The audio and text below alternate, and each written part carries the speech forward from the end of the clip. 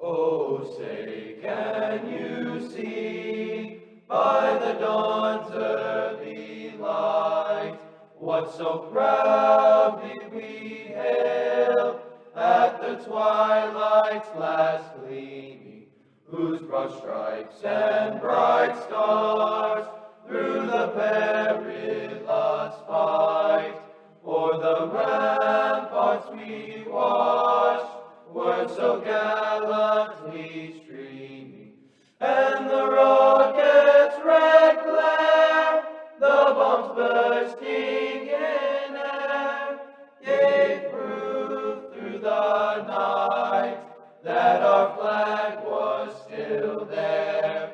Oh, say does that star-spangled banner yet wave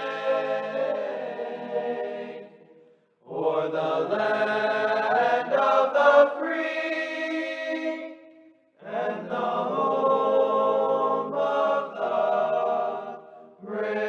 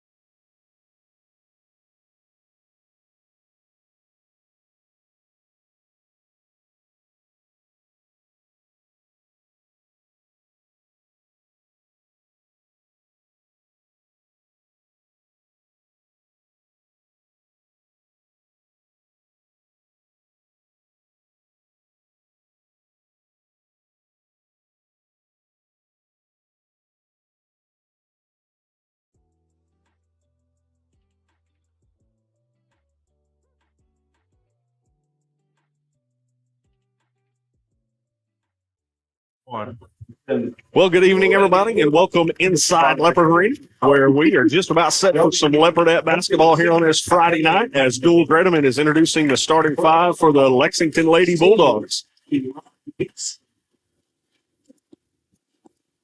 5'7" senior number 20, Janelle Winterton. Number 22, the 5'6" sophomore, Addison Leopard. 6 foot senior, number 25, Madison Manuel. The 5'6" freshman, number 30, Mackenzie Manuel. There's your starting five for the Lexington Lady Bulldogs, who will be decked out in their orange and black. Up next, your hometown Lindsay Leopardettes.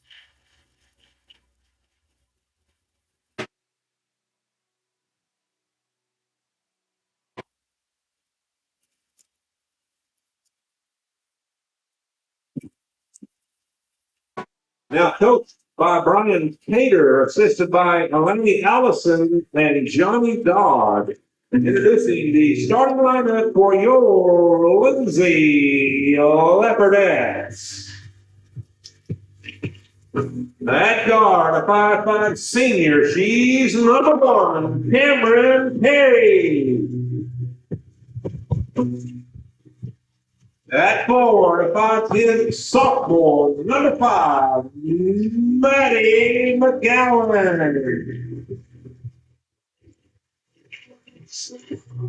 In the middle, a 5'10" senior, number 20, Emily Stone. At guard, a 5'5" sophomore, number 22, Hannon Russell.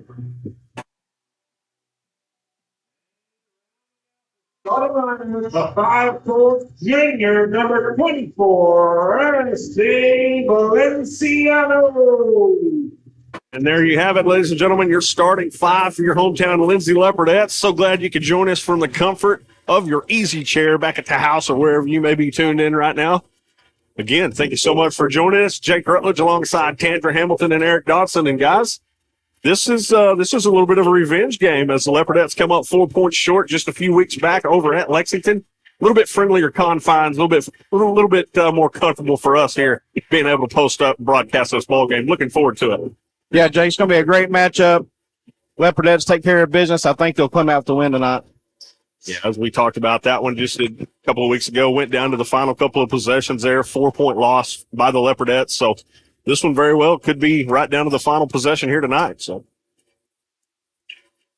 See, our Leopardettes are coming off of a really good outing in Marlowe against a ranked Marlowe girls team. So I feel like we're trying to get on track for the playoffs for sure. Yeah, definitely need to be kind of, knocking the rust off and getting everything lined up and ready. As McGowan, she's going to let that 3-ball fly in and out, no good. Stone with the rebound, kicks it back out to Stone. Stone will jumper, partially blocked. Lady Bulldogs had it momentarily. Looks like we're going to have a jump ball on the court. And that will stay with the Leopardettes. So good hustle there by Cameron Perry. Keep that one alive.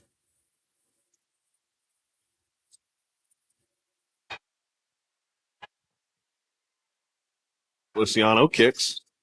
And they're going to get Perry with the walk. First turnover of the evening for the Leopardettes.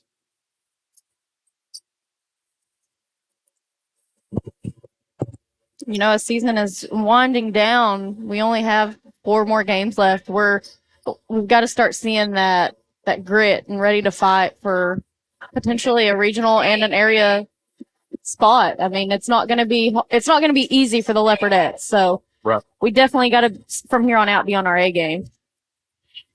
Bounce pass underneath, gets it down low. McGowan had to leave her girl to help. Stop the ball, and Lexington made the perfect bounce pass for the easy 2 points. Perry thought about a 3. Kicks Feliciano down low to Stone. Now Stone has that one blocked, but they're going to say got her on the forearm. Emily Stone will go to the line for 2. So Emily will go to the line here for 2.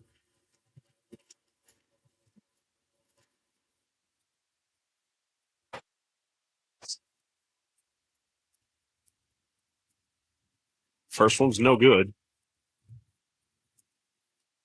Again, just underway here. 6:44 to play, first period. Leopardettes hosting the Lexington Lady Bulldogs. Battle of the orange and black here. Your favorite colors. Absolutely. Emily Stone with the first shot. First quarter sponsors. Meat Locker Barbecue and Elevate. Good defense here by the Leopardettes.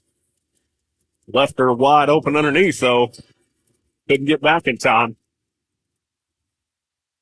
Dixon with the layup. That's a perfect example of the press can either make you or break you. Yes. If you don't have good movement and recover well, Perry lets that 3-ball go. It's too long. you're going to give up a layup.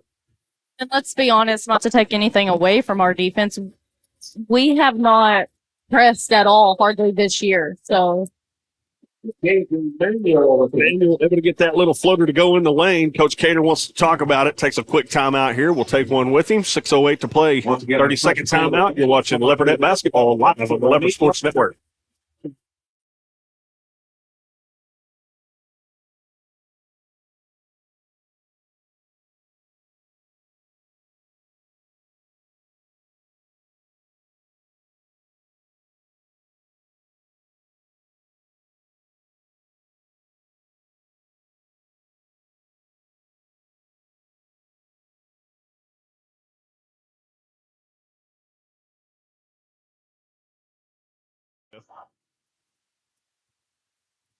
Welcome back, everybody, inside Leopard Arena here at campus of Lindsay High School. As Lady Bulldogs, jump out early. 6-1 here. As Stone's the only one to get one to fall via the free throw line here early. Kicks it down low. That's Stone. Kicks it over to McGowan. Off the back glass. No good. Just too hard. The jump ball. And that will go over to the Lady Bulldogs. The play was set up just right. Stone had it, and McGowan was on the opposite side of the lane, wide open. She just couldn't get square to the go to see it.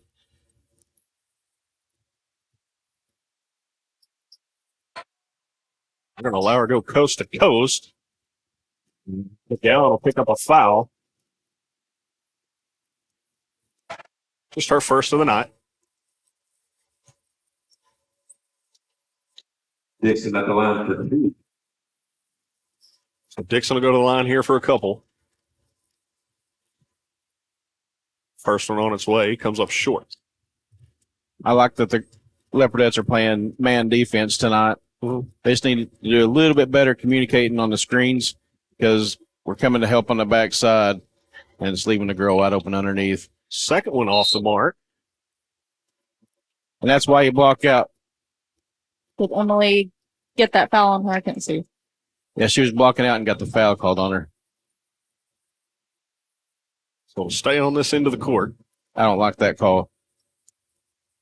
You just punished a girl for doing a great job of blocking out. Yep. 3 ball on the way. Off the front iron, no good. Feliciano pulls down a rebound, her first of the evening. Russell nearly traveled there.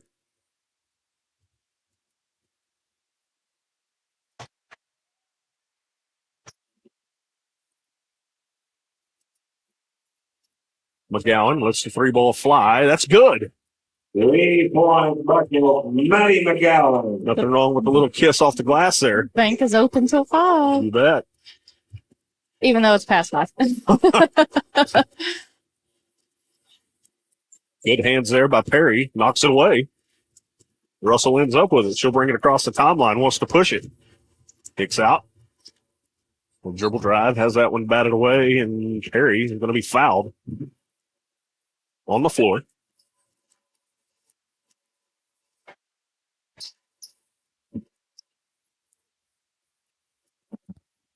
Early going here. Looks like Lexington, they're an up-tempo kind of team. Looks like they're, pretty athletic out there. So got to wonder if the Leopardettes can keep pace here tonight or if Lexington will just eventually wear themselves down. Yeah, they're doing a good job of substituting so far. Right. McGowan, way too strong. Going to go off the hands of Stone, out of bounds. I have to correct myself because I said the bank was open till 5, so I'll say the bank's open till 7 because Lee said it's 6:37. On the press, we have a girl guarding the inbound girl. To me, you need to get that girl off of her and have a guy down low. 2 attempts down low there. Neither go.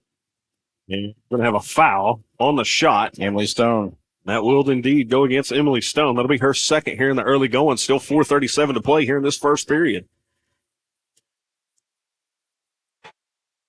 First free throw on the way and true. And the B in for Lexington.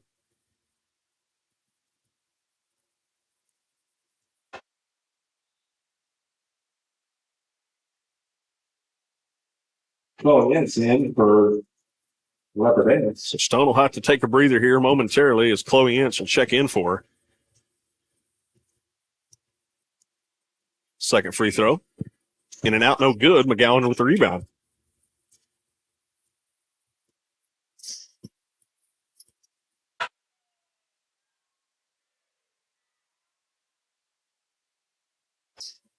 Hand off there to Perry. Kicks to Feliciano. On that transition, if McGowan does a pick and roll, rolls to the basket, he'll be wide. Play right there. Up and in. Count the bucket and one. Good ball movement. As Camden Russell finds her streaking towards the bucket there. Nice little bounce pass from Russell. All of a sudden, we got a 7-6 ball game. Ince can knot it up here. And does just that. Tandra, would you like to say anything about the bank again?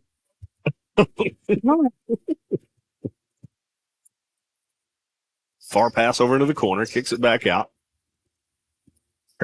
Whoa. A little bit of a moving screen there. Her feet were planted, but her arms weren't. Have an elbow. Brady Malaco and Cameron Bearden checking in for the Leopardettes. So Malacote and Bearden check in here for the Leopardettes.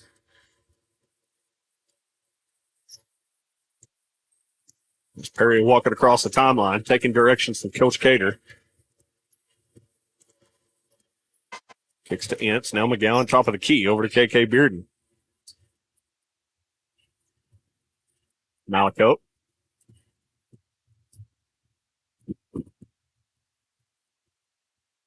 Now Ince with the dribble drive. Has it knocked loose. Good hands there by 15.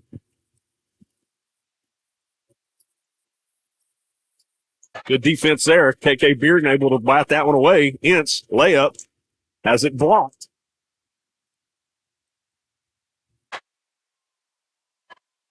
Knocked out of bounds by the Lady Bulldogs. It'll stay with the Leopardettes here. 3:25 to play, 7 apiece. First period. Yeah, it's foul on Lexington here.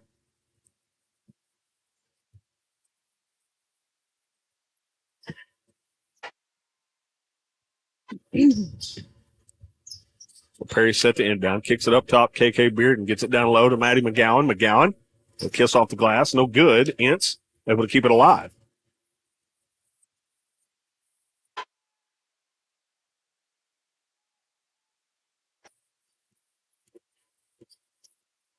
Malakote has it partially batted away. McGowan keeps it alive. Goes baseline, now kicks it far side. 3-ball, well off target, no good. And we're going to come up. Nope. We'll get the reach on KK Bearden, I believe. Winner then returns for Lex.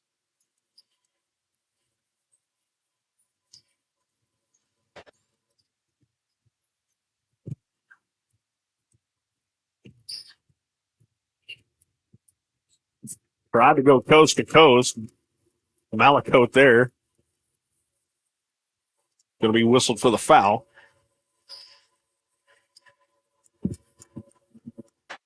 I've noticed that after our shot, Lexington, they're just taking off. They're not going to let us get into our press break. And honestly, we've just got to be on our toes. We got to find our man and get back at this point. Well, setup is just bad. You can't guard the inbound draw, not have someone down low to stop the ball. Yeah. You have to have someone that can stop the ball. Yeah, because we've gotten beat on their press break every single time that they've been able to set it up. And just like that time, Cameron Perry had her feet planted and was trying to reach to help stop the ball, and she should have been getting back to underneath the goal. It's just being young and not knowing. Timeout, Coach Cater. He wants to talk about it. We'll take a quick one with him. Q's Heat and Air break. Don't go anywhere. You're watching Leopardette Basketball live on the Leopard Sports Network.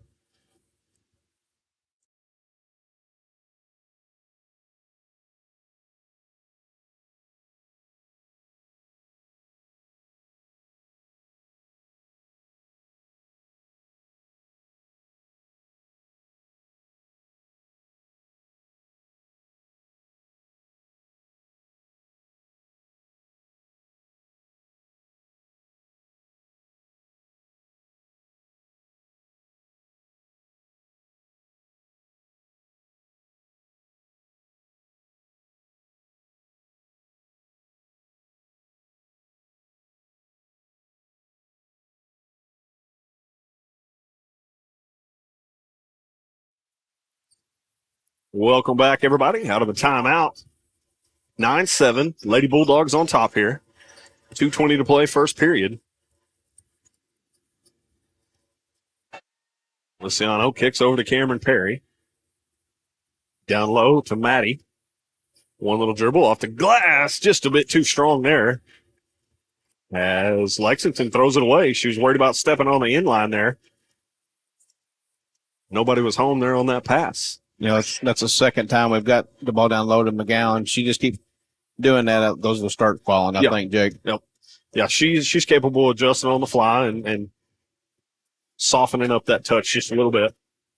Oh, as Brayley Malakote gets trucked. And that'll be on Lexington, number 22, I believe. Her first of the night. One more, and we're shooting free throws here in the first quarter. Absolutely. So Perry to inbound.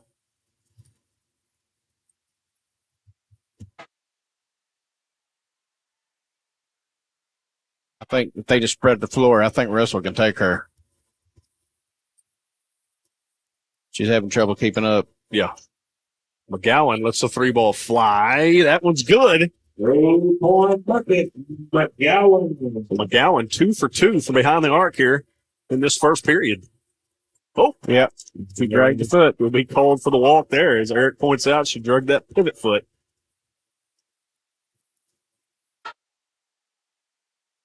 It's all good. And when you're playing in an intense game, you don't feel that drag. Right.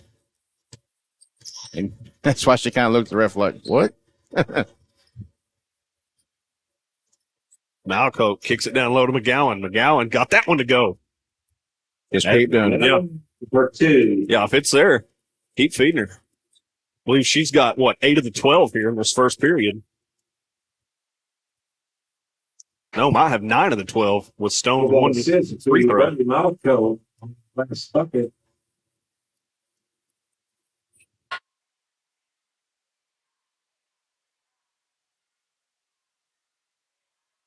Gowan, nice play there. Liciano just didn't expect it. Tried to keep it in bounds. Well, Yeah. Malakote put up a wild shot. Russell forces the jump ball. with a little shove. Just a little. Little late. It was there. But still, Maddie McGowan starting to feel it. Really assist. Great first quarter by Maddie. Yeah, like I said, just keep doing the same thing because they'll start falling. The passing lane, Maddie. So Lexington wants a timeout here. 43 seconds to play first period. Leopardettes have opened this one up, lead 14-9. We'll take a quick break. You're watching Leopardette Basketball live on the Leopard Sports Network.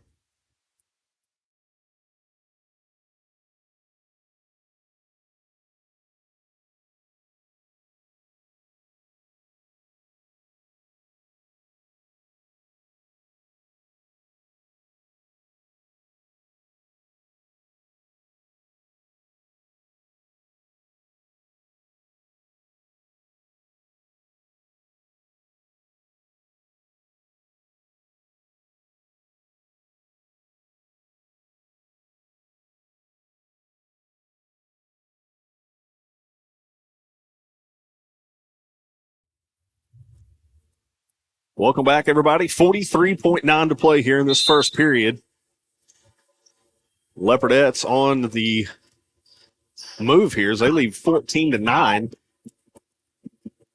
As Maddie McGowan has come to life here in this first period. Lady Bulldogs throw it away. Russell comes up with the turnover. 30 seconds to play first period. Kicks to McGowan.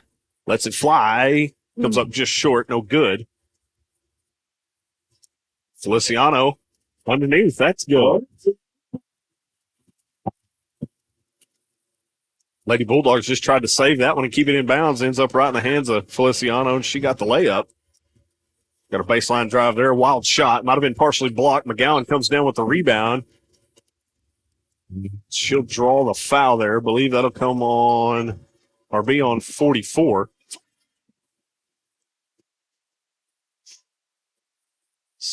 A crazed fan here lets everybody know it is a 1-and-1 situation.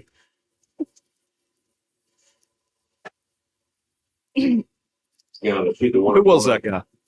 I don't have a clue. I don't know.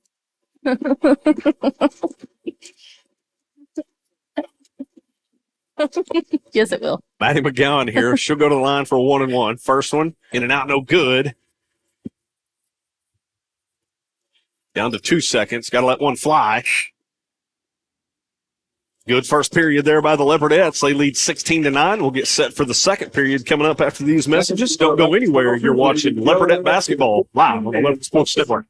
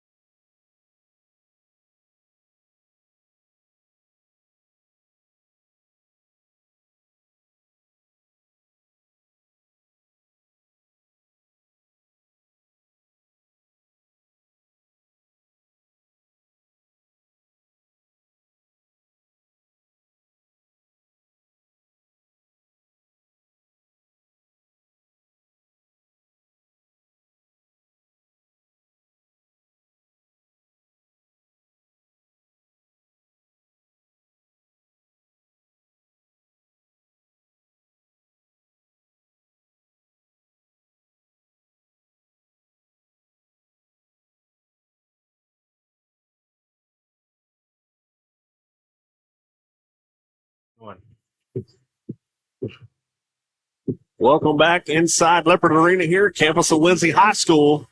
Leopardettes find themselves on top after one, 16-9. Maddie McGowan put together one of the best first periods we've seen out of her so far this season. See if she can keep pace. Yeah, Jake, you know, the Leopardettes had a rough start there, found herself in a hole, and the defense turned up. Turnovers started happening, and the shots started falling, and went from a deficit to a 7-point lead after one. At one point, it was a 6-1 lead for the Lady Bulldogs, and all of a sudden they turned it into a 15-3 run there to end that first. Layup underneath by Lexington was good. Perry needs to protect the baseline and make her come back inside to where the help is. Kicks it far side. Perry lets the 3-ball go, and that's good.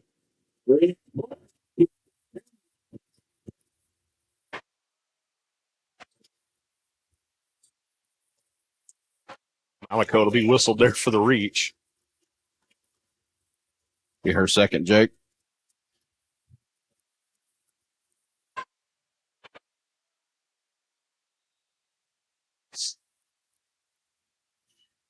Emily Stone checking in for Malaco. Turn around. Good hands there. Get Perry on the foul. That'll make it 1-1, Jake. I'm not going to scream down there and tell them. And that is. I think they've got it under control now.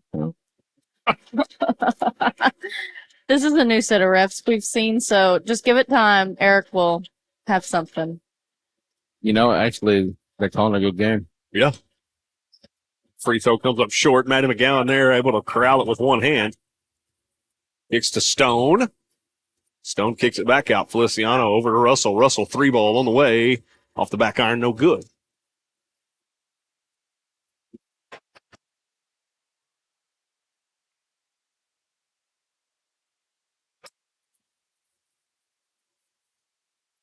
Lexington having a hard time getting anything set up here offensively. Just tenacious defense here by the Leopardettes.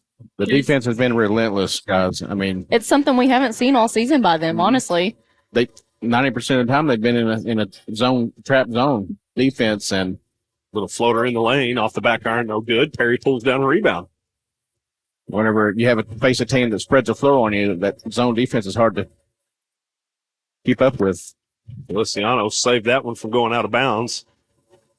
Goes off the chest of one of the Lady Bulldogs. In that zone, if they reverse the ball and then cut it right back instead of going all the way around, it takes too long to recover on the shot. Underneath, there's Emily Stone wide open, and that's up and in. Emily Stone. Great player right there. Yeah, and the vision right now for the Leopardettes is on point. I mean, they're seeing all kinds of stuff just developing, and it's there. So, and let's be honest, this is the time you want it to start developing. For sure. This is the time that you want everything to start clicking. Yep. Well, let's return for the Leopardettes. Yeah, you definitely want to roll into postseason play on some sort of a heater and feeling confident, feeling good about your squad. And so far here tonight in this first half, that's exactly what we're seeing here from the Leopardettes. Yeah, and we're going to talk probably a lot about everything clicking and firing on all cylinders because of postseason. I mean, we're only 4 games away from it starting. Basketball season is almost over. So if you're wanting to get to the big house, now's the time to start turning it on and start playing. Yeah, the girls are definitely playing like they're inspired tonight. Yeah, absolutely. I mean, we lose by 4 a couple weeks ago to Lexington, and now we have I would say a pretty good lead. I wouldn't say commanding right now, but we have a pretty good lead.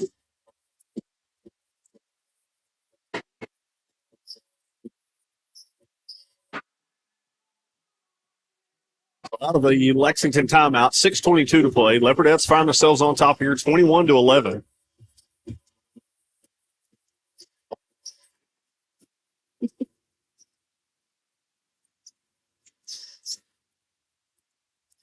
Thought she bounced that one off the end line. No call there. Is that 3-ball's good? That's good for Bean. First 3-point bucket of the night for Lexington, I do believe. Underneath, that's Chloe Ince in and out. How did that not go down? It should have been and one. You got hammered.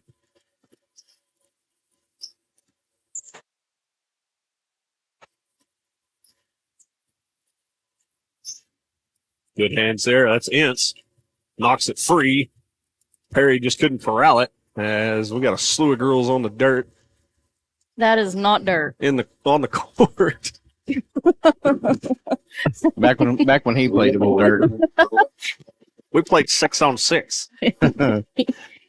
I actually have sisters that did. Yeah, I do too. Yep. We won't talk about their age. No, It wasn't that long ago. let's put it this way: 11 years older than me. Y'all gotta stop talking to me. I'm trying to keep stats on Lexington, and I'm doing a terrible job. Ince underneath, couldn't get it to go. Yeah, it's going to be tied up, and big number 25 will pull that one away from Stone. And let me just say this. Our Leopardettes are going to the offensive board more than I have ever seen them all season. And if they don't get the rebound, they're tying the ball up for a jump ball, which we have not seen. So, like Eric said, something's inspired them, and they're ready to play. Sure, yeah, effort is definitely there here tonight in this first half. Ooh, I got by with a walk. Long 3-ball on the way, no good. Emily Stone will pull that rebound down. Have a jump ball, and that will go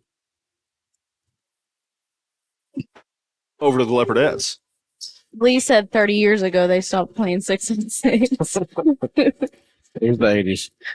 He's not lying.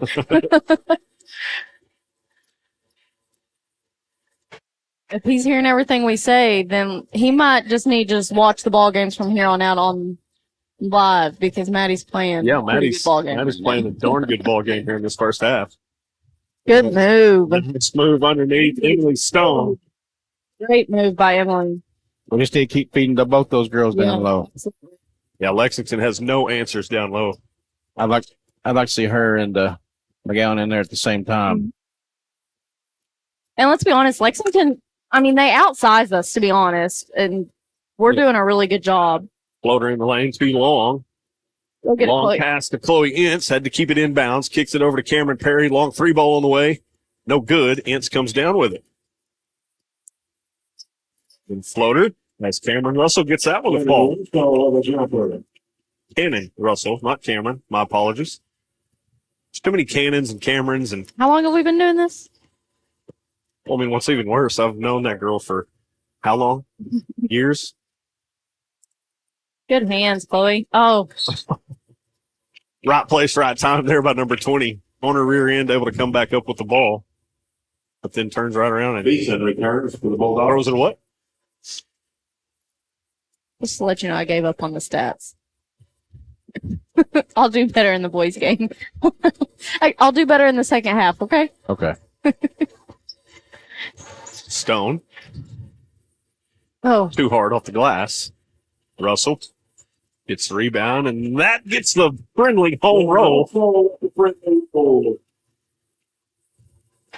Did Gretaman just repeat what I said? definitely I think did. we're on the same wavelength, me and Duel.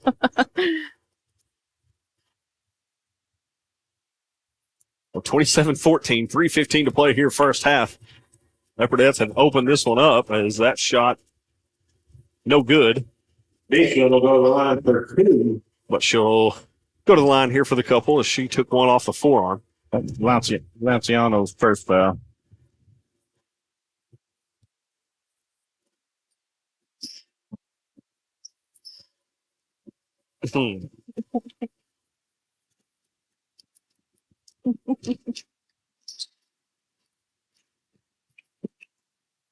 Russell with the rebound. I'm not sure that was much of a crossover as it was a slip there, but you heard the Leopardette bench erupt as Cannon Russell took off with the ball there. We'll have to go back and check that out on the video a little bit later.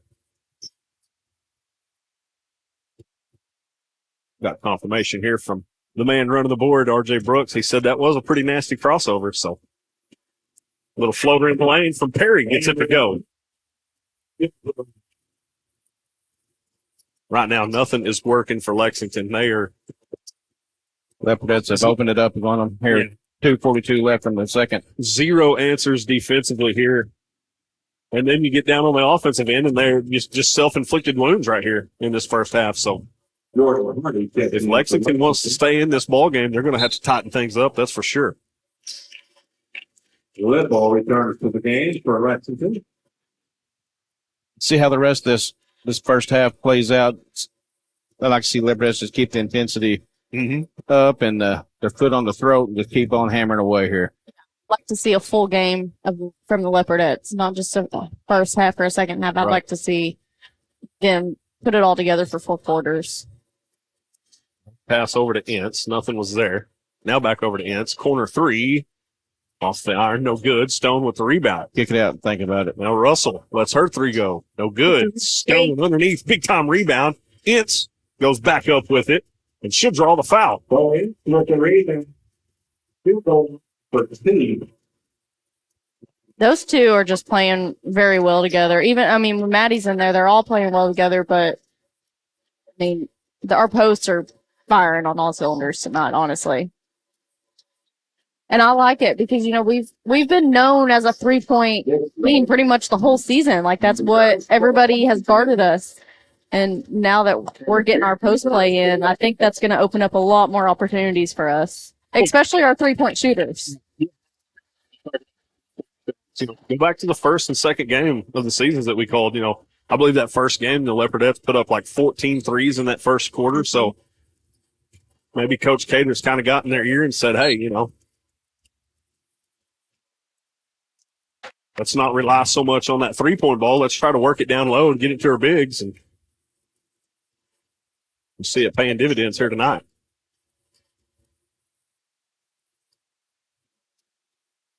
Cameron Beard picks up her second foul. I'm not sure what the ref was. He was talking to him about something, but maybe he was just checking on her. He was telling both the girls that were tangled up to kind of chill out a little bit. Second free throw on the way, in and out, no good. Down to 1:50 to play here, first half. Leopardettes lead 31-15. Cannon Russell.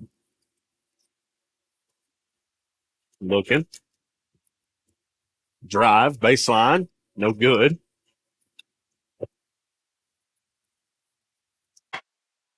Lexington's able to pull it down and corral it. Kicks it over to 10. Good hands there. Just stick in your hands, stick that big paw up there in the passing lane. Emily's not letting that post player for Lexington get around her at all. She's commanding down there in the lane. Lexington's gone to a 1-3-1 zone. Yes. Couldn't get that one to fall as they will whistle. I think that's Emily's. Is that second or third? Yep, they'll get Stone there. That should be her third of the night. Still 1:06 to play here, first half. I foresee her coming out right here. Yeah, probably go back to Maddie McGowan in this situation here for this final minute and change. Does Maddie, how many fouls? 1?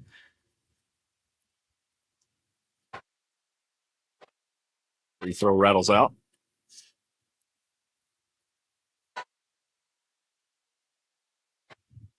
As Maddie McGowan does check in for Stone.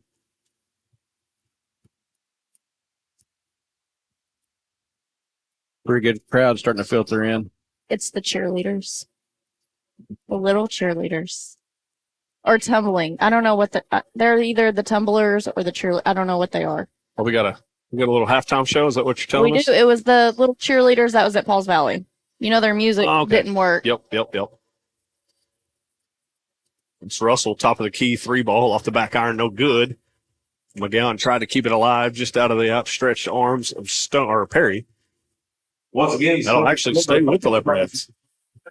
Joe Construction and Legacy Roofing, thank you for your generous donations to the Lindsay basketball program. Perry, 3 ball off the back iron, no good. Down to 30 seconds to play here. McGowan's got a big mismatch down low. They just need to feed her the ball. Tried a little layup underneath. Got her on the forearm, so she'll go to the line here. 26.8 to play. Leopardettes lead 31-15. Against his first foul. Bean will shoot 2 for the Bulldogs.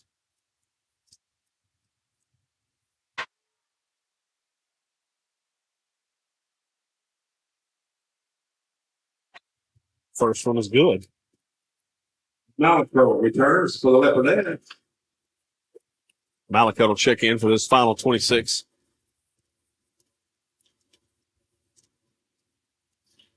Second one, got the friendly roll. Think the Leopardettes slow the pace here and like to take this last shot. So Russell has that pass deflected back to her. Down to 15. Russell kicks it out. That's Perry. 3-ball off the back iron. No good. Camden Russell tries to keep it alive, and it actually goes off the shoulder of the Lady Bulldog there. So the Leopardettes will keep possession. They'll have 4 seconds to get off a shot here. Underneath the goal at that. Well, no, kind of at the side. Perry gets it in, kicks it back over to Perry. Perry, 3-ball, comes up just short. So at the end of the first half, Leopardettes lead 31-17. We'll take us a quick break, get us a drink of water. We'll have some Leopardettes stats for you here on the other side. Don't go anywhere. You're watching Leopardette basketball live on the Leopard Sports Network.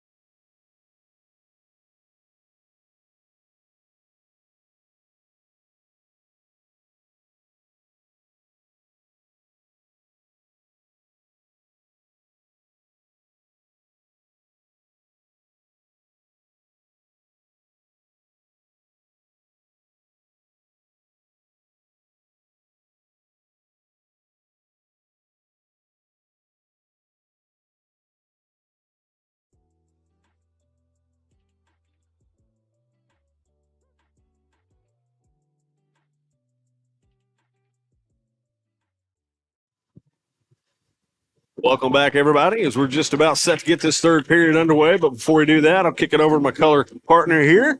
Eric, what kind of stats you got for us, big guy? Yeah, Jake. Hey, shooting better tonight. 45% from 2, shooting 27% from 3, and 67% from the free throw line.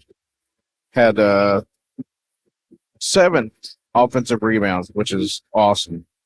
A couple of them were putbacks for points. So we have 12 defensive rebounds, 4 assists, 6 steals, and only 2 turnovers. That's the stat of the first half.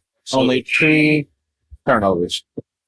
We had 11 fouls. We sent them to the line, but they weren't able to make very many of them. Yeah, and you mentioned the turnovers there, 2 so far, in that first half. That's by far the fewest that the Leopardettes have had in any game this season. So that's something to kind of build upon. And again, Maddie McGowan come out there in that first half. She had, I believe, probably every bit of 10 points, maybe more. So, I mean, everything was clicking there in that first half for the Leopardettes. Let's see if they can keep it going here as they force the opening turnover here. Only opening possession here by the Lady Bulldogs. So off to a good start. Cannon Russell, 3 ball is good. It's 2. Oh, is she on the line? Yep. She jumped on the line. Russell. Russell comes up with the steal. Layup is good. And a steal. And the bucket by Russell. Picked up right where we left off, guys. No Intensity's up. They're coming out playing defense and gotten 2 points off of it so far, or 2 buckets off of it so far. And let me point out that I'm pretty sure every single Leopardette is trying to score tonight, and that's not something that we've seen. Like, we're going to have every single Leopardette that goes on the floor, we're going to have them scoring. We can't just depend on 1 or 2. So I like that everybody's trying to get their points in. That's a good point. You show up to a game, especially when you get to the playoffs, and you have one shooter that they know about.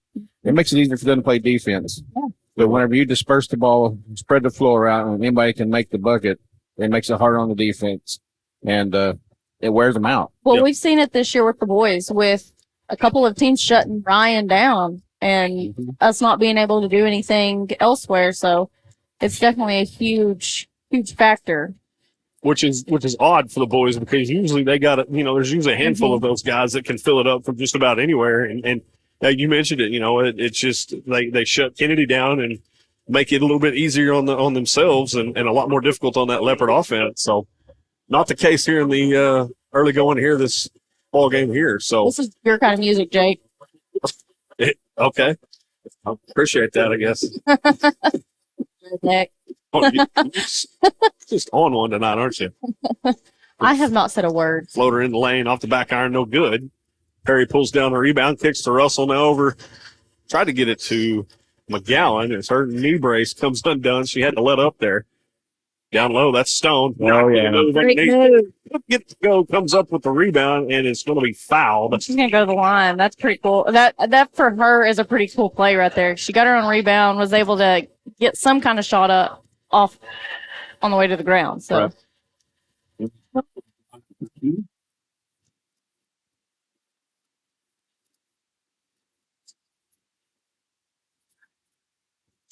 Yeah.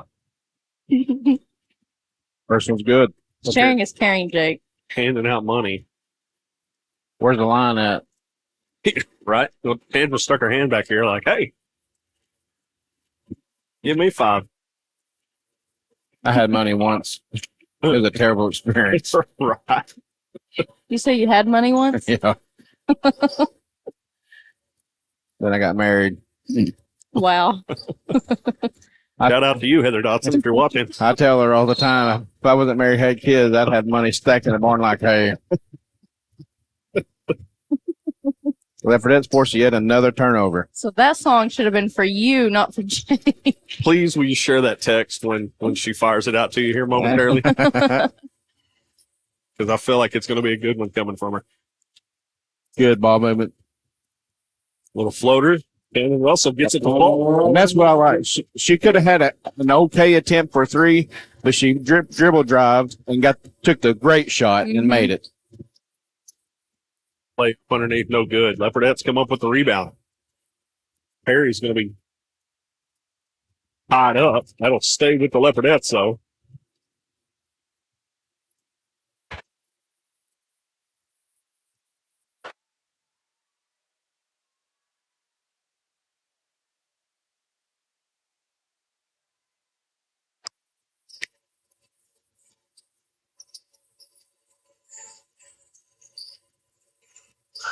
Over to Feliciano, draws the immediate double team, kicks it to McGowan underneath. That's up and in.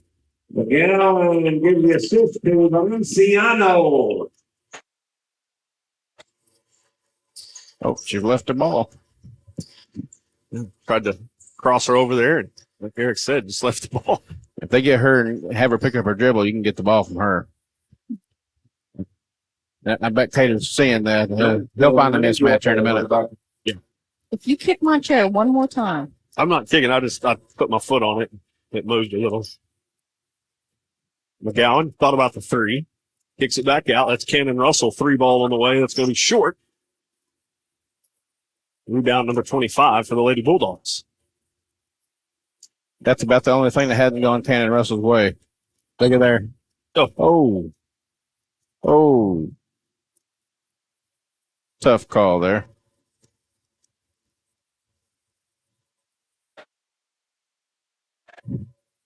Oh, no. Okay, he called it the right way. Yeah. Excellent. Mass sub here for Lexington. Give Cannon another steal. Believe McKenzie came in for the Leopardettes.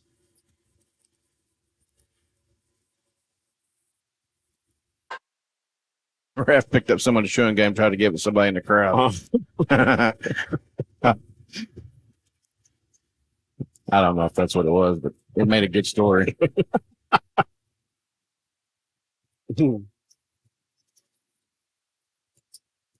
Perry kicks over Feliciano. Bounce pass nearly stolen away, batted out of bounds. McKenzie in the game for the Leopardettes. Take a little bit more time, make a better pass. Mm-hmm.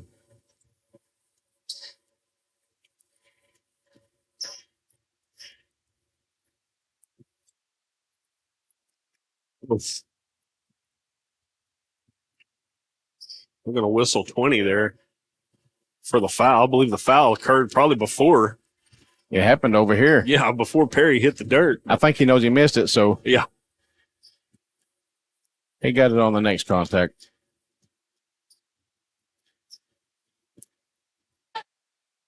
For McKenzie. McGowan's wanting it down low. They give it to her, kicks it back out, top of the key. That's Stone. Well, I wish she would have took that. You know, it's probably not her shot, and keep working, pass the ball, and find out even a better one. There you go. Good ball movement. McGowan just couldn't corral that. As we'll have a jump ball, and it'll go over to the Lady Bulldogs. Good hustle there by 30.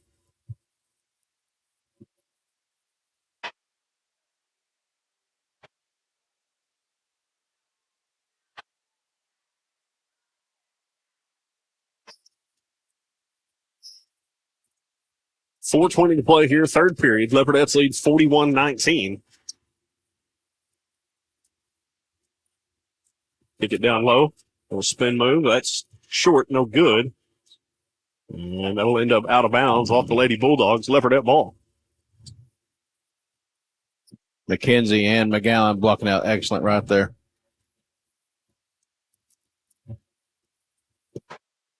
Luciano brings it across the timeline, kicks to McKenzie. Go back to Perry out on top of the logo.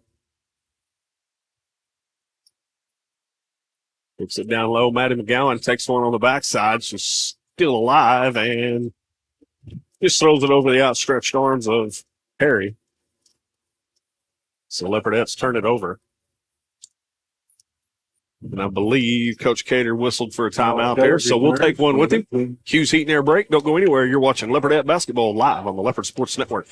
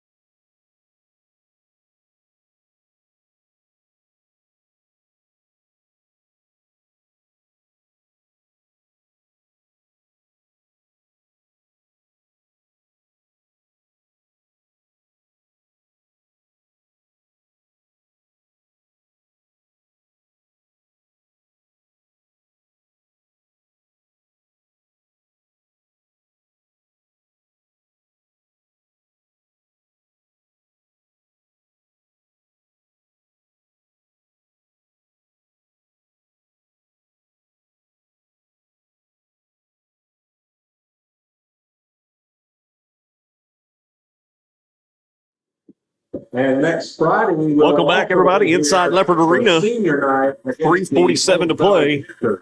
Third period, Leopardettes lead 41-19.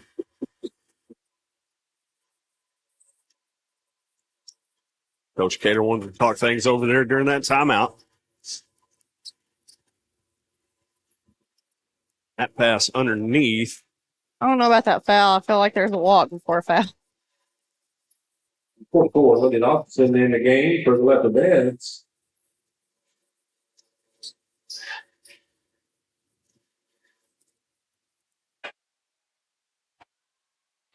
Oh, Good hands there by Malakote. Knocks that one out of bounds. You know, ref, there was contact there. That's got to be something. Right.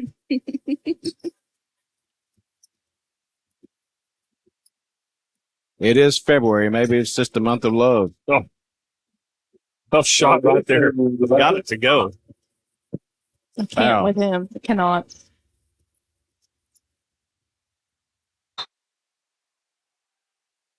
They're going to get stoned on that foul. No, it's their 20. Okay. Return. Good. I thought the same thing. Yeah, I was like, man, she just got the ball and took the brunt of that collision there. But When he threw the 20 up, I was looking for a black 20. There it is. Good. underneath, that's Emily Stone. Speaking of 20, she's going to be hacked in the act. Gallon with the assist will go to the line for 2. Stone will go to the line here for a couple. I'd like to know what goes through y'all's heads. Probably not.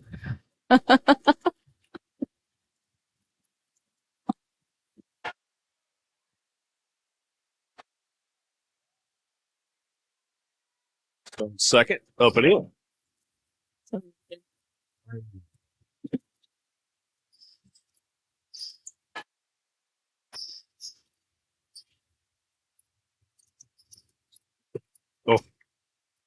Now, That one will be on 20.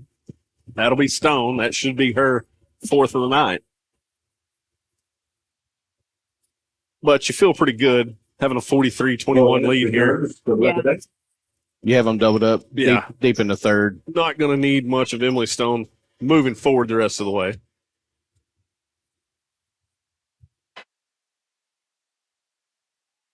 Now, did McGowan check in for her, or did Dotson check in for her?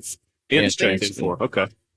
Yeah, they had the McGowan and Stone in at the same time there. Long 3 ball there. Comes up well short. Ends up out of bounds. It'll be Leopardette ball. Throw a touchdown down here to Ince. Go route. Dribble, Maddie, dribble. All they have to do is clear out. 30 will be whistled for the foul there for the Lady Bulldogs.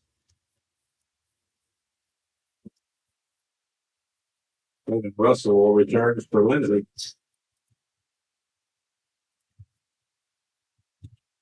And Russell checks back into the ball game.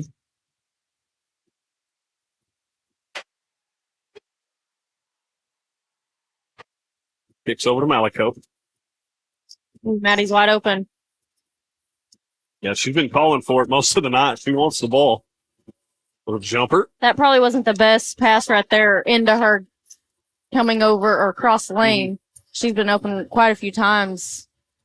That cross court pass. We just haven't gotten the ball.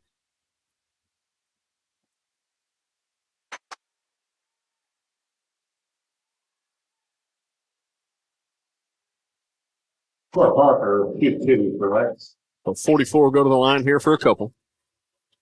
Tandem's first.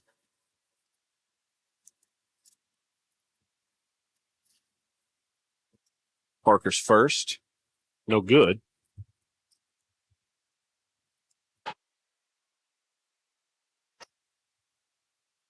Down to 2:05 to play, third period.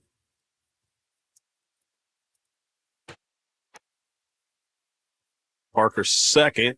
Thought we might have got a lane violation there on 30. Yeah, right there off that shot. Dotson pulls down that rebound. Eric, did you see what I seen? I mean, she was out there and ate a sandwich before the ball got thrown out. Yeah, I agree. She had crossed into the lane there, but no whistle. Doesn't matter anyway. Russell at the line for 2. So Russell will find herself at the line here, shooting 2. It might have been one of them mercy no calls. Right. I think the Lexington head coach is arguing the foul ratio right here. They have 7 and we got 3. If I was the ref, I'd tell him to quit fouling.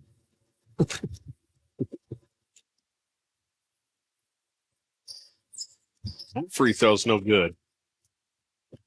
Lady Bulldogs come down with the rebound.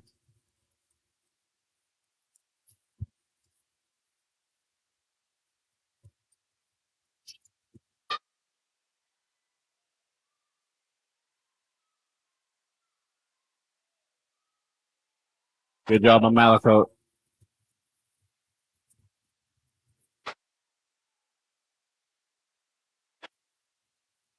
It's your second.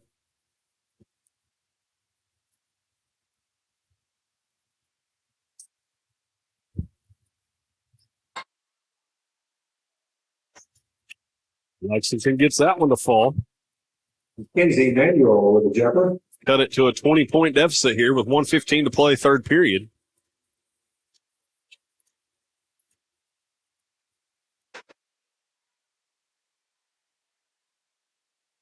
Malakote with the drive, has that one blocked. And she'll pick up the foul. She'll go to the line here for 2. I think everything has been clicking to us tonight, but we have to do. I think we got to do a little bit better job on the free throw line. We haven't necessarily been hitting everything that we've been sent to the line to shoot. So, as Malakote does knock down that first one for us, but that's going to be a big key going in to the deeper of the playoff run. Is that can make or break a game, honestly. Gets close different both games.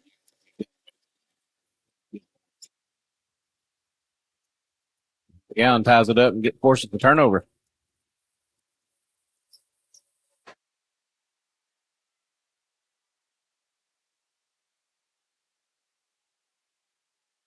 After the jump ball, Stone or parried inbound. Russell 3 ball comes up just short. Better look alive when 25 comes down with a rebound. She is flinging them elbows. Once she has it under her control, it's just best to clear out. Let her keep it. You can have it. Yeah. Not that she's doing it to, Yeah, absolutely. any kind of harm, but Well, before this year, Just letting or you know, before hey. a couple of years ago, I guess you could say, Mhm. it was pivot with your elbows out, and that was perfectly fine. Yeah. It's not no more, but yeah. Change this year. Yeah. So most of these girls have grown up playing pivoting with your elbows out. Lexington's cut at 44-26. That's McGowan down low. She'll be fouled. She'll go to the line here for 2. McGowan at the line for 2.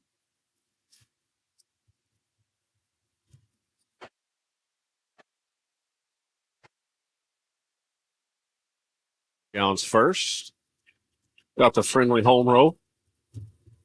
The what? Friendly home This will roll. be return Just for making Lexington. sure I heard you correctly.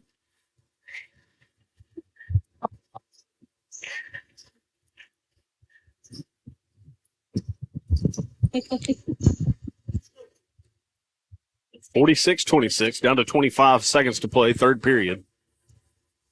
Leopardettes honestly have been in control throughout, aside from the little 6-1 run that Lexington went on to begin this game. Yeah, once they tied it up at 7, then they started taking the lead around 9 or 10 points and Yep. haven't looked back since. Down to 8.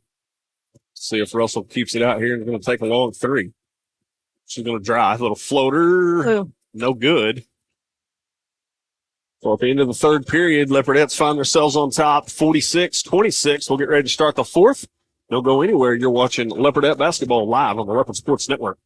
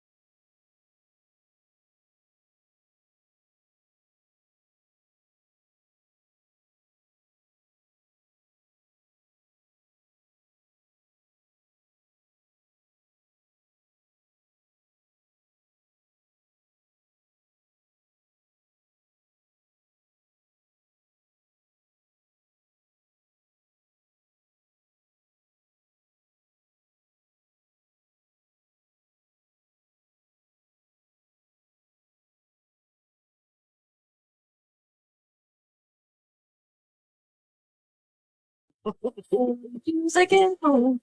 It's where all the cowboys go. Really, RJ? Hamilton singing a little bit of Brooks and Dunn, who will be in Oklahoma City come March. Yep, I'm going. I expect Tandra to be there singing Boot, Scoot, and Boogie as she was just then. That is my anniversary, and that's what Tim is going to take me to do, whether he likes it or not. Okay.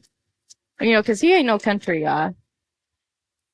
I mean, he couldn't get down with some old school Brooks and Dunn. I don't know. You'd be surprised at the old school country he knows. Yeah, I'll say. I bet he could. He could acclimate. He could make it work that night. You know, he's just trying to go to Cat Fest, but he's one of them rockers. Yeah.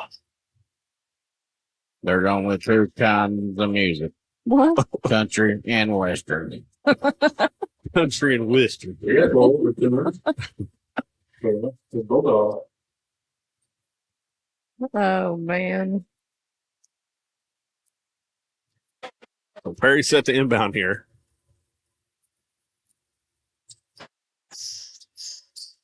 Malakote retreats. Now Russell elects to slow the pace here.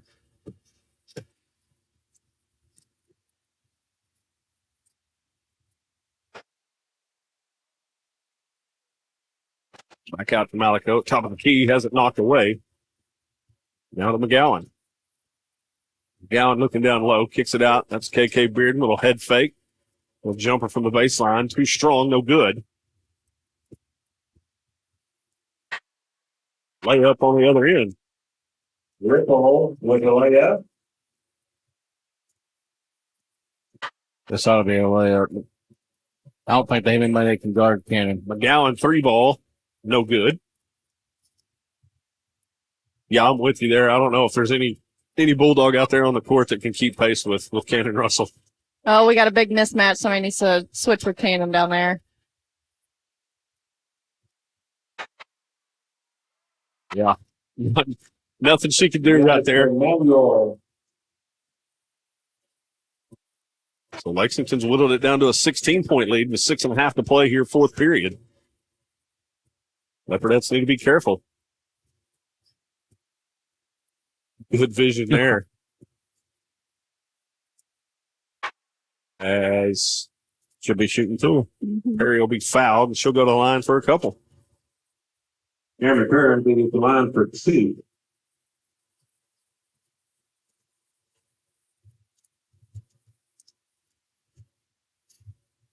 They called that on 22. I thought that was 25. I had that, but Yeah.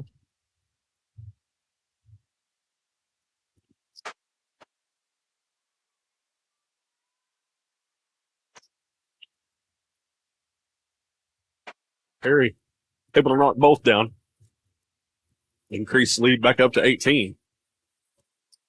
We got to we got it. Yeah, communicate right there. That's happened all night. Yep. and we're leaving our guards on her, and that mismatch is she's gonna win every time. Aaron Russell 22 quickly picks up her third foul. for 2.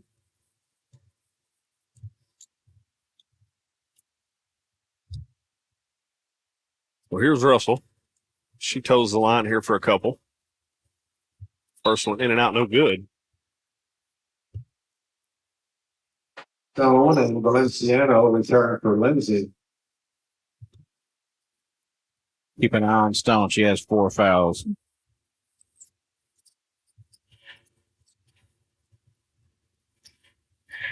Lady Bulldogs able to pull down the rebound.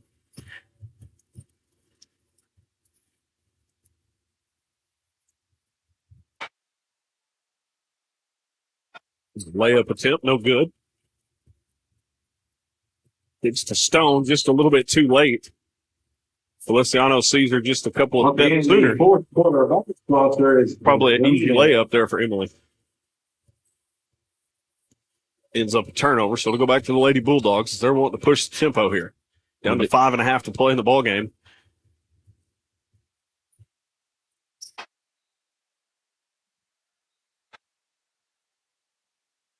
Dotson returns for Leopardettes.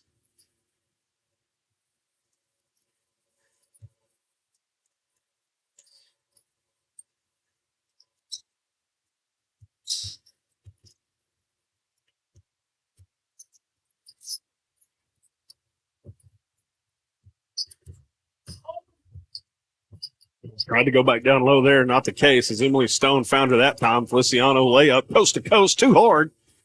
And Cameron Perry comes up with the rebound and gets it to go herself. There's nobody on the Lexington bench that really can run with Feliciano or Cannon.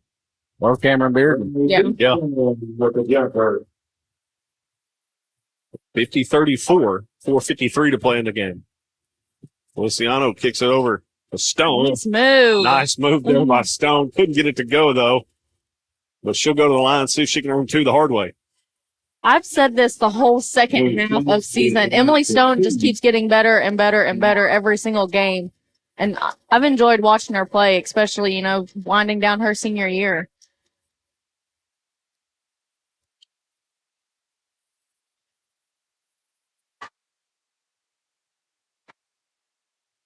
Missed the first one there on the front end. She's been good from the stripe tonight. She was 5 for 6 before that one. Mm-hmm. Second one on the way, and that was good.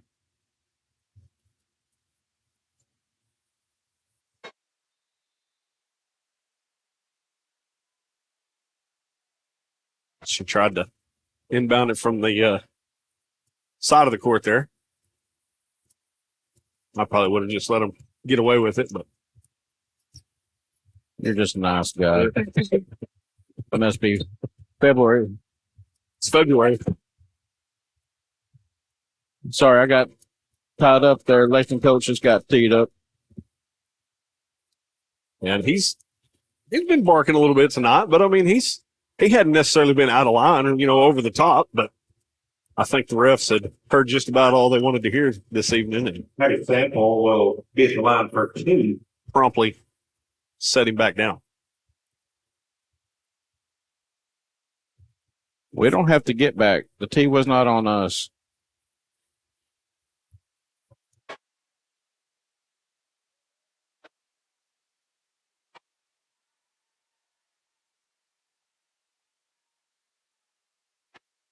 Sure, while we're back. Well, now we have the ref pulling Cameron. Yeah, she's a shooter for the technical. Okay. Yeah. So we did not have to get back on that. Cameron Perry will shoot the technical. So Lex unable to convert there on the foul free throws. Now Cameron Perry will come down to the other end here. She will shoot 2 for the technical. First one too strong off the back iron.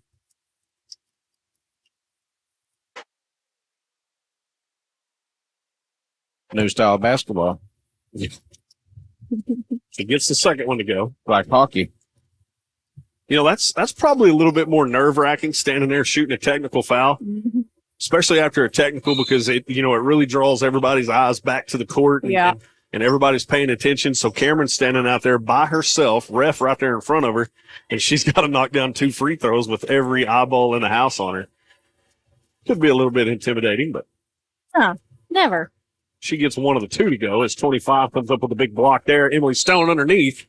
Ooh, that bounced right off of one of the Lexington head off the rim.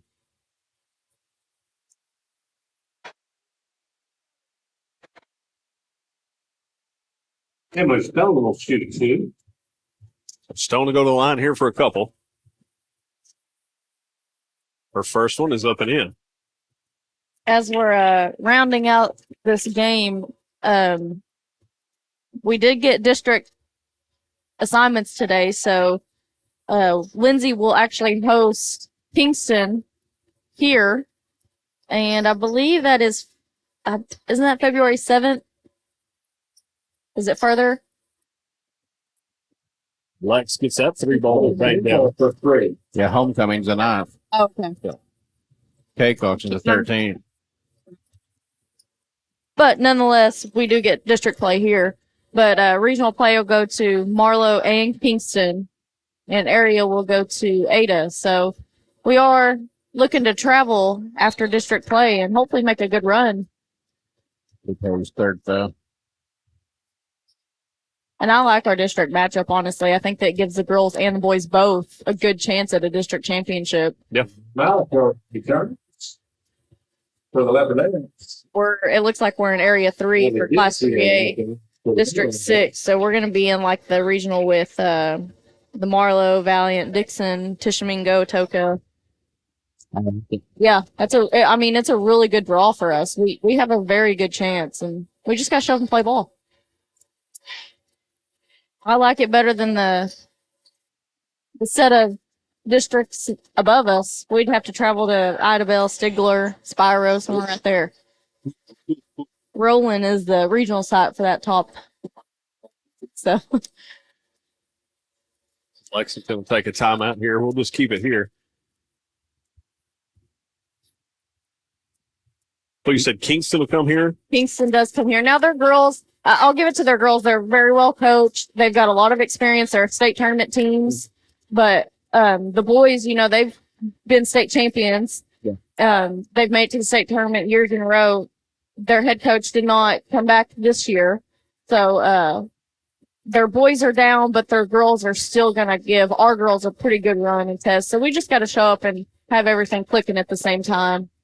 If you get a Leopardette team that showed up here tonight, if you get them to show up, not only in district play, but moving forward, I'm talking Tuesday night, let's see if this is something that, like Eric said, for whatever the reason is, that looks like they're playing inspired basketball here tonight, and you're seeing the result of it. I mean, this has been it's been all Leopardettes, like we talked about, except for the little 6-1 run that Lexington went on there early in that first quarter. But aside from that, man, this has been a lopsided mismatch here. Yeah, and everybody that we have left besides Davis has beaten the girls, so they can come back and get 4 good wins. Then they're on a roll, and they've got some really good confidence, beating a Washington, beating a Purcell. So yep. It could be really exciting times coming up.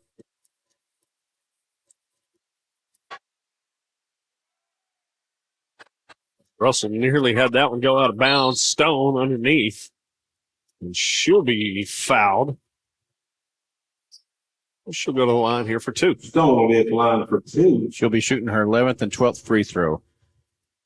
I'm just hoping we get to Kingston. Have you all seen their hospitality room? Because it's amazing. What is a hospitality room?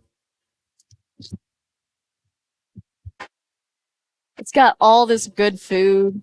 People just go and it's like a buffet. Yeah, I believe it's for the hosting group, the hosting team, and admins and refs. Your refs. Yeah. Oh. But we can help ourselves. Little floater in the lane off the back iron, no good. Feliciano pulls it down.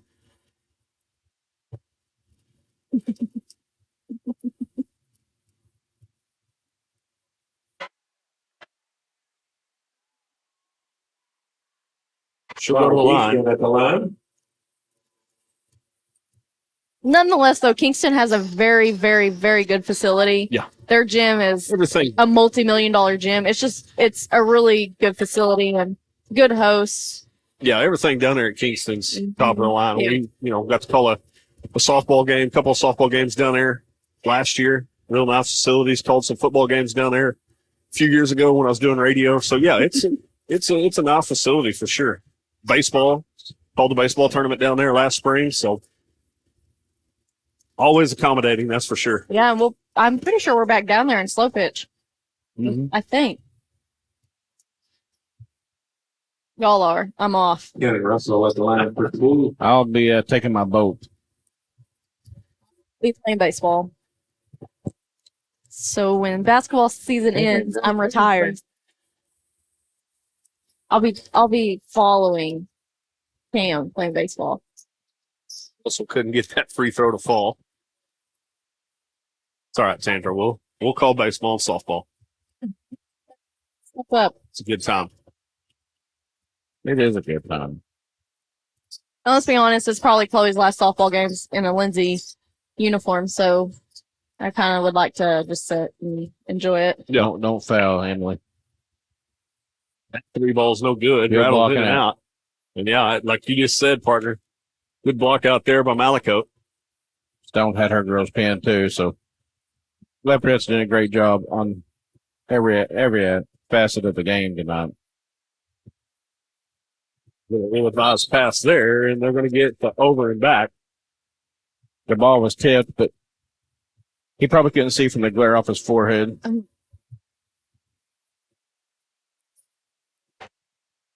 As Lexington will inbound now. I'm glad I brought my sunglasses. It is getting warm in here. Long pass. That's going to be picked off there by Chloe Ince.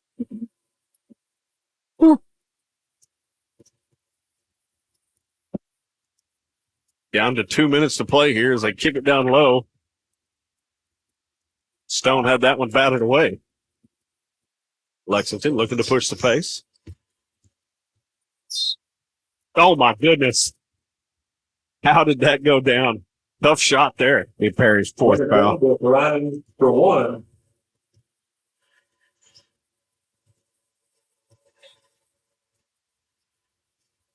And a game return for the Bulldog. So count the bucket and one. She'll go to the line here.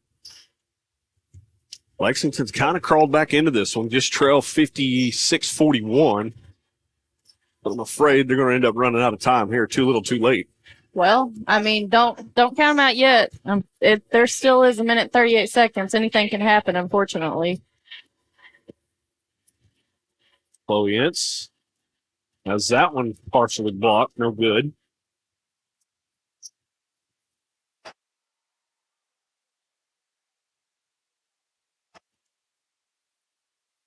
Yeah, if Lex wants a shot at this one, they're going to start putting up threes. That one nearly got it to go off the bounce. Alicote hits the floor. I believe it'll be a jump ball. It'll stay on this end.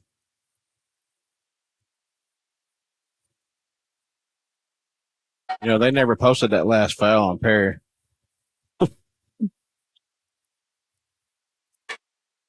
Sometimes you miss them, especially when they start adding up.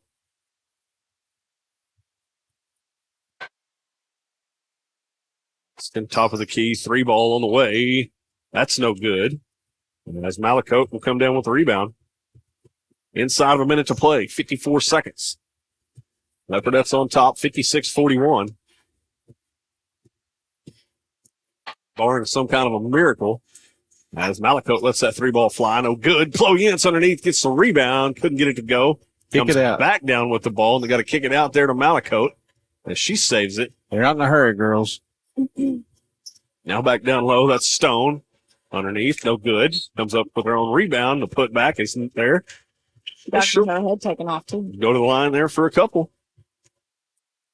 Emily Stone with the rebound, and it's Field on the line for two. Well, just 28 seconds to play. Leopardettes are going to win this one.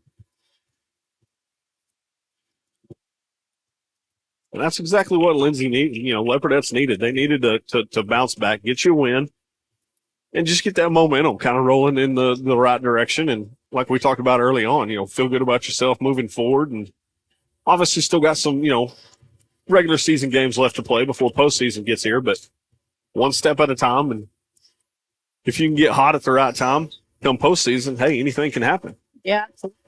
Anybody can be beat, especially if you haven't been beat, anybody can be beat. I mean, you're going into postseason play and you're undefeated. It's underdogs seem to come out ready to. Yeah. Well, I mean, you go into it, you know, hey, we're the underdogs, you know.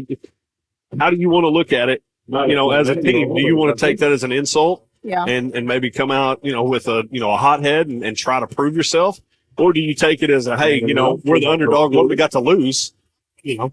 Last year in class, I think it's A, Tushka boys were unranked all season. And even going into the state tournament, they ended up winning it all. So, I mean, anything can happen. So Leopardettes able to get the job done here tonight in Leopard Arena. End up winning 59-43 will be the final. We will have Leopard basketball coming up here momentarily, so just go ahead and hang out with us for a little bit. We will have just a few stats here on the other side. We'll touch base with Eric in a little bit. But for the time being, stick around. We'll get us a drink of water. We've got Leopard basketball coming up next, live on the Leopard Sports Network.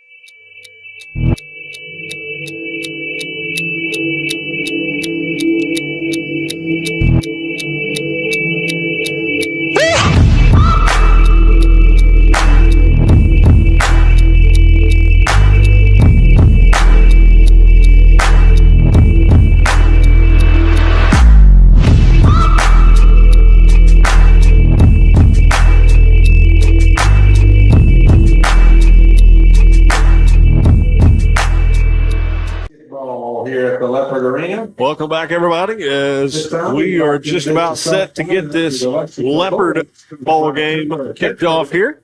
As Joel Gredham is going to introduce the starting lineup for the Lexington Bulldogs. Simpson Jr., number 2, Dick Falkenberry. 5'6" senior, number 1, Ezra Falkenberry.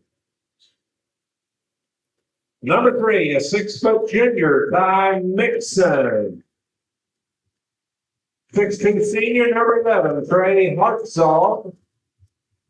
And a 5'10" junior, number 20, Drew Deerking. There's your starting lineup for the Lexington Bulldogs. Up next, your hometown Lindsay Leopards.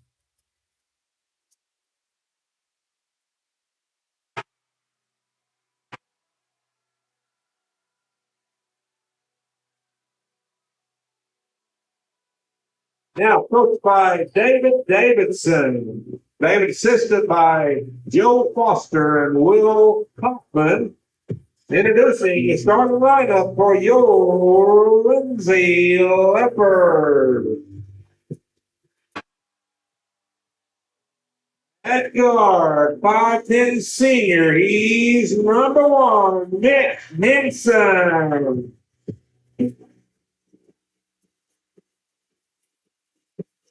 At 4, 6'6" senior, number 3, Earl Kennedy.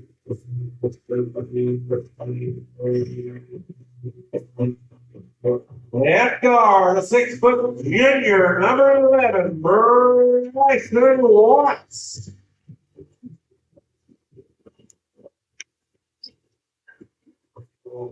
At forward, a 6' senior, number 23, Caleb Ince.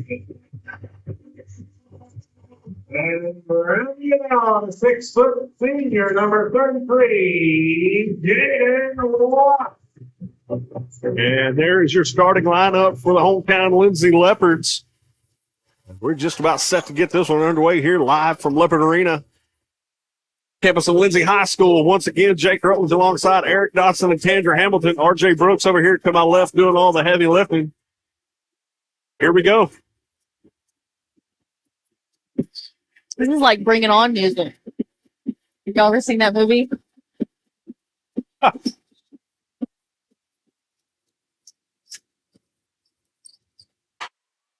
Bulldogs will control the opening tip here.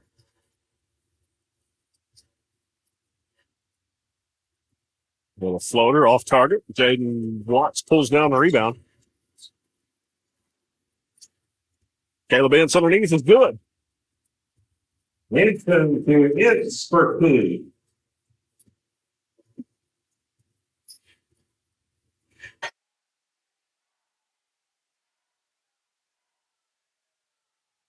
Kind of a whole big time swap there, Ryan Kennedy. Kind of a unique situation here. You got brothers playing for Lexington. You got a set of brothers playing for the Leopards here. As the Bulldogs turn that one over.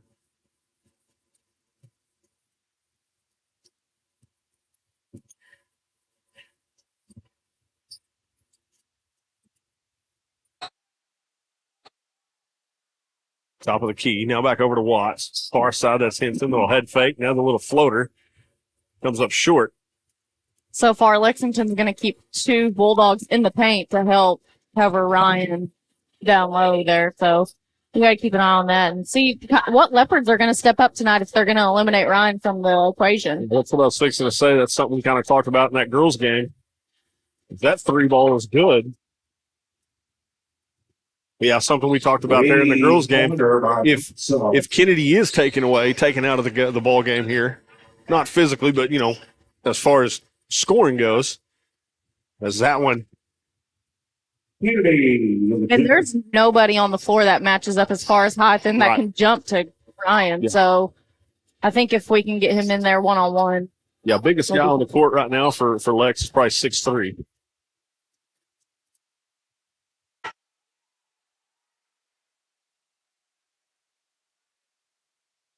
Did notice Kennedy's playing with a little brace or a tape job. I can't really tell. on that right hand.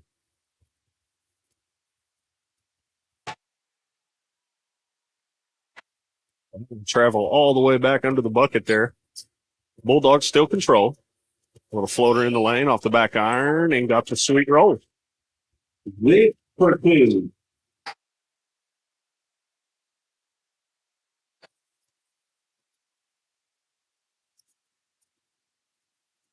Tried to get it down low. Good anticipation there by 20. He elects to bring it back out. Little head fake. Baseline drive. Good hands there. Ryan Kennedy knocks it loose.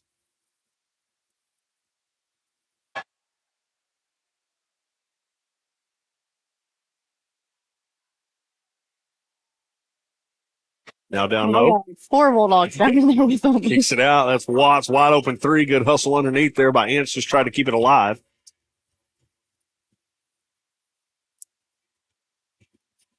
Yeah, Bryson had a good look at it. Went halfway down, just came out.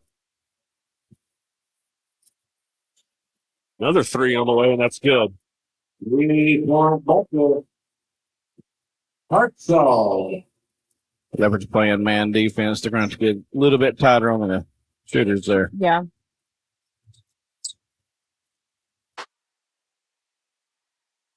Kennedy kicks over to Watts. Now back down low to there we Kennedy. go. He'll be fouled.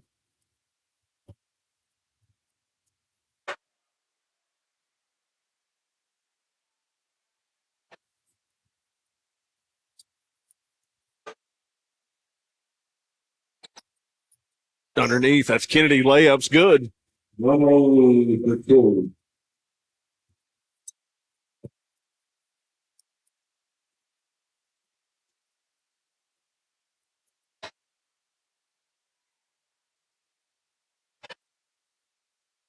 Good job by Henson there getting in the passing lane. Little floater in the lane. Couldn't get it to fall. Henson started 0 for 2.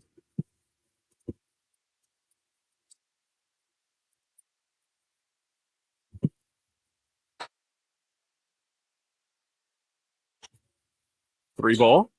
Well short. That'll end up out of bounds.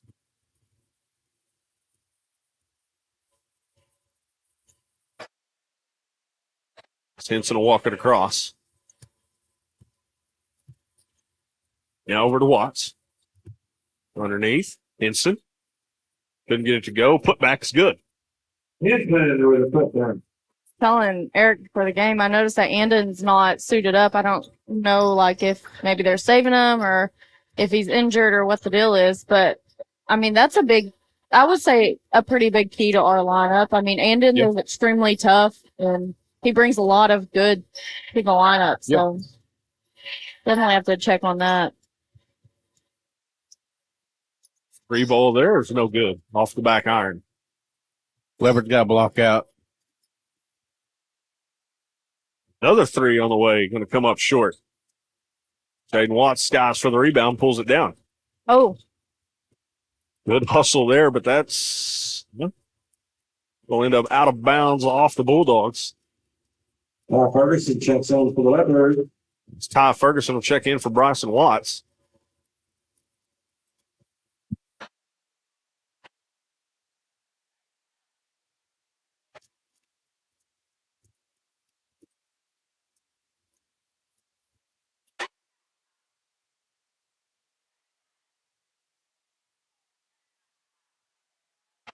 Kicks it down low. That's Ryan Kennedy. It's going to be fouled on the attempt. see that little guy right behind Ryan after he turned. Like, he like disappeared.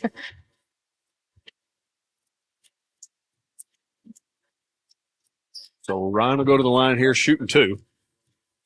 Tied up at 8 apiece. 2:28 to play first period. Ryan's first is good.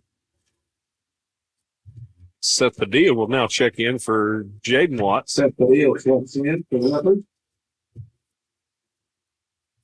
Scott Rollins check in for the Bulldogs. So Rawlings will check in for the Bulldogs, and he'll be drawing the assignment of Corral and Ryan Kennedy, as he's probably the biggest one on the floor for the Bulldogs.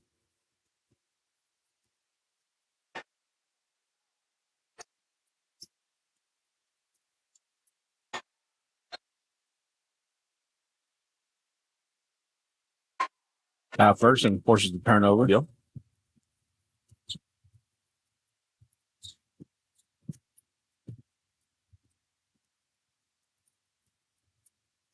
Padilla has it knocked loose. Yes, good job keeping it in Leopard territory, but my goodness, it is all over the place. Ryan Kennedy is fouled hard. No intentional there. It's 32 will be whistled for the foul. That'll be Rawlings first. And Kennedy will go back to the line here, shoot two.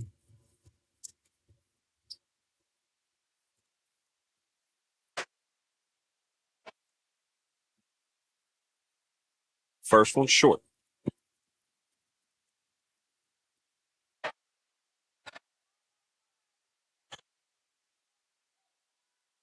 Ryan's second is good.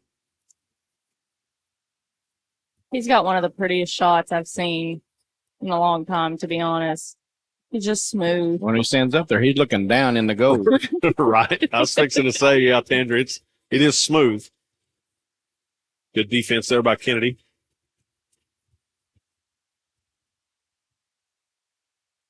Ty Ferguson forces another turnover. Good defense there by Ty. So Henson will bring it across the timeline. Kicks over far side logo to Ince. Long two-pointer. Got the roll. His little pinball effect right there. 13-8, Leopards lead. 1:20 to play first period. Been a pretty fast first period.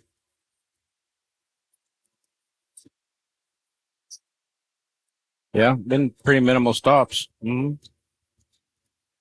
That's a walk. Got away with one there. Looked like he was playing human shuffleboard for a second. Three ball is no good. Ryan Kennedy underneath got it to go. No, what is that thing? It was No, What- no. yes, it was. I agree with the shuffleboard comment, not curling. Yes, it was. It was curling. That three's good. I believe that's the seventh. He had somebody pushing him like curling, okay? Bulldogs. So they've just knocked down two here so far. Kennedy. Good little move underneath. Got that one to go home.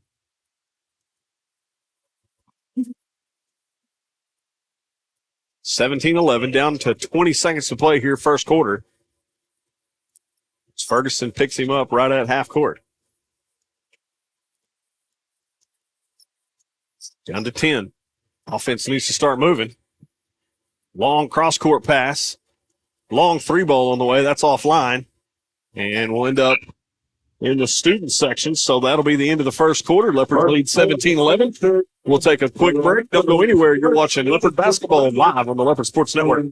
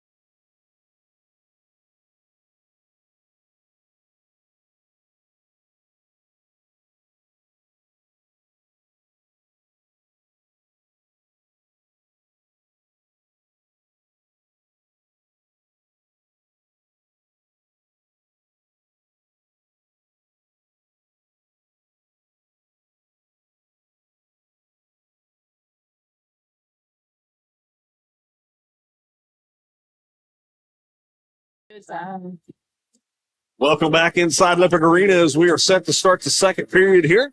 Leopards lead after one, 17-11. As both Watts brothers have checked into the game. Ty Ferguson still on the floor alongside Seth Padilla and Ryan Kennedy. Just let everybody know our partner is a Ferguson, top of the key, over to Padilla. Down low, that's Kennedy. As Rawlings will pick up his second.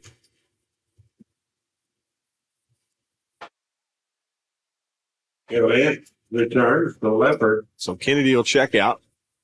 take a well-deserved breather. Caleb Ince will check in for him. Leopard's got a small lineup out there. But we are moving the ball a lot. Good shot there by Jaden Watts. Jaden Watts, little jumper.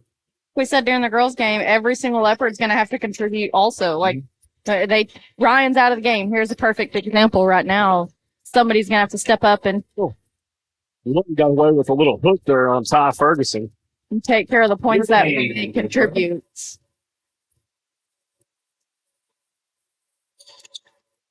And I really I'm not opposed to the small lineup, but when you have Bryson Watts running the point guard,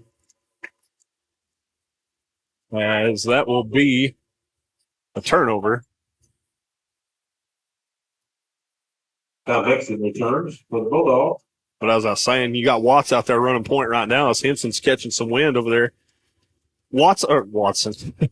Watts brings a little different, he's a different player than what Henson is what I'm trying to get out. Yeah. As Henson checks back in, as does Ryan Kennedy.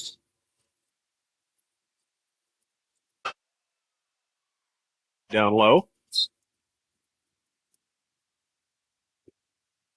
Well, the Falkenberry will shoot to the Bulldogs. Falkenberry will be packed there. He'll go to the line here shooting 2. I believe that was on Henson, just his first of the night. Got a Lexington fan that's proud of himself for wooing because the ref called a foul on the Leopards. Woo! Channeling their inner Ric Flair. Nature boy, Ric Flair. Second one on the way. That one's good. Ryan Kennedy. Over to Watts. Watts back around to his brother. All the way back near side to There Henson. it is. Watts. As that one slapped away from behind. He hesitated. And if Yep. he kept on going, Ryan Kennedy's wide open the opposite side of the lane.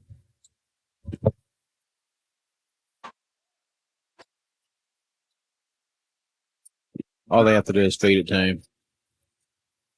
Come this side, feed him on this side right here. There we A go. little drive. That's Bryson Watts. Just too strong off the glass.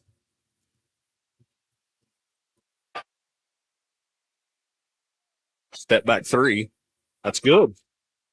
Gotta play tighter defense. Yeah.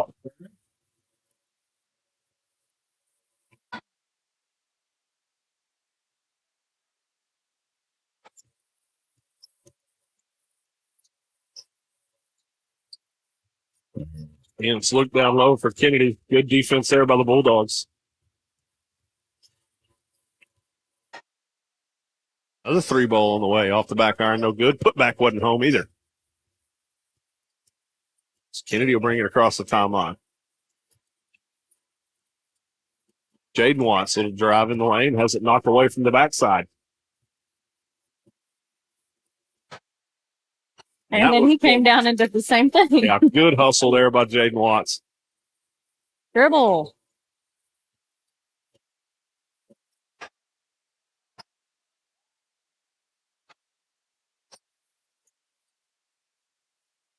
Five minutes to play here.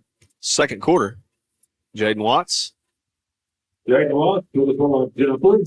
Little jumper gets it to go. 21-17, Leopards lead. I'm liking what Jaden's doing tonight. He's being aggressive, and we haven't really seen that in the past couple of games by Jaden. Not saying it's been ongoing this year, just the past couple of games. Maybe his confidence has been down or something, but he's being aggressive tonight, and I like it.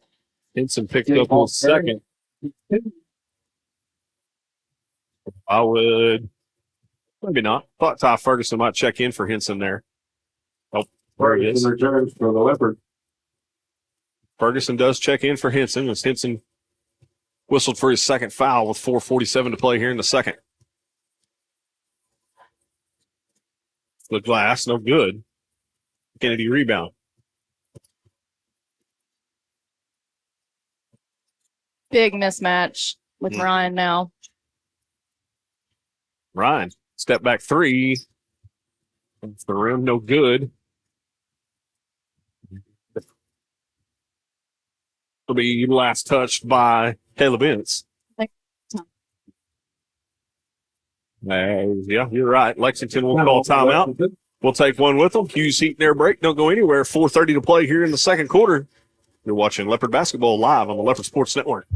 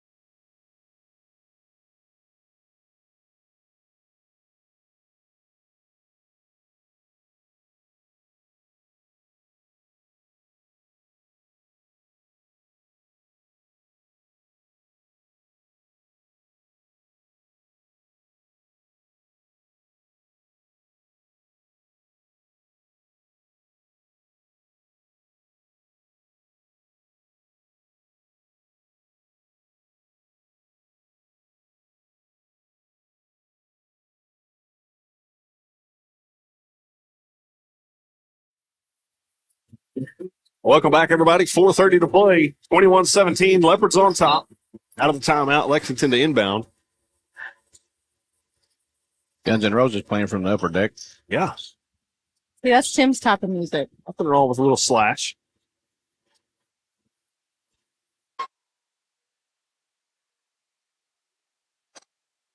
That's long past a 5-second count, Red. Right. Yeah, that was long three balls on the way. That's good. Football for three. That's what, his third three of the night? I believe. Or fourth. I feel like that's all they shot is threes, though. They had put up a bunch. Now we got three Bulldogs in the paint. trying to eliminate Ryan's game pretty much. These guys just need a dribble drive, penetrate, and shoot the mid range. Mm-hmm. Then they'll have to start coming out and guarding that, and that'll leave them open. You know, the good thing about Ryan is he can actually shoot the three very well. Even guarded, he can shoot the three very well. So, Gotta go. That was deflected out of bounds by the Bulldogs.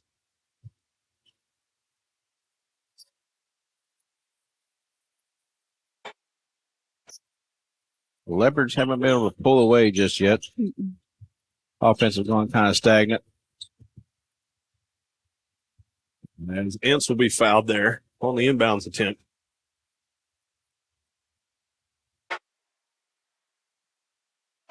I'm going to start calling Ince Wolverine.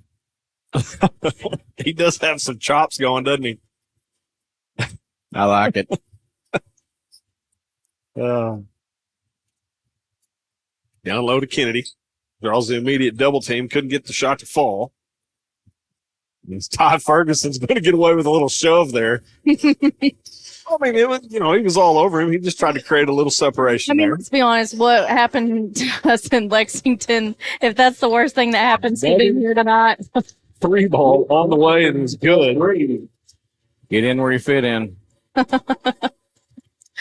Lexington right now filling it up with the threes as they've taken a 23-21 lead here. It's Kennedy, three ball. Back iron, no good. Bryson Watts underneath has it knocked loose. He was just right there at the right time to spat that out of his hand.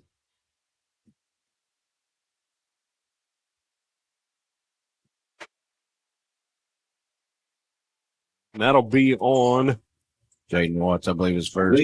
Walker Barrett, the line for two. Look at Bryson on the foul there. Bryson wasn't even over there.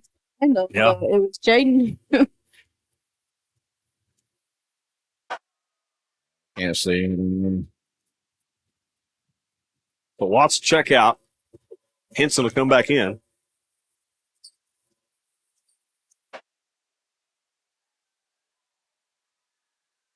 That rattles home. Henson goes fast. Downshift, slows it down here momentarily.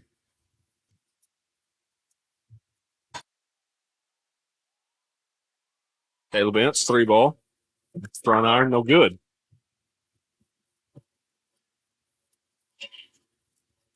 They're 0 for 4 from 3-point so far. Will drive, kicks it back out. Good hands there. I believe that was Watts that knocked it away.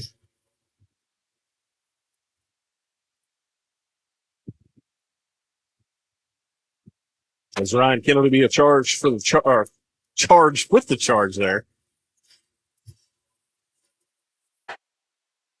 Be his first foul of the night.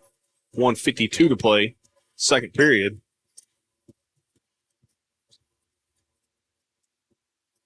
Head fake. Good hands once again there by Caleb Ince. As 3 just dribbles it off his foot out of bounds.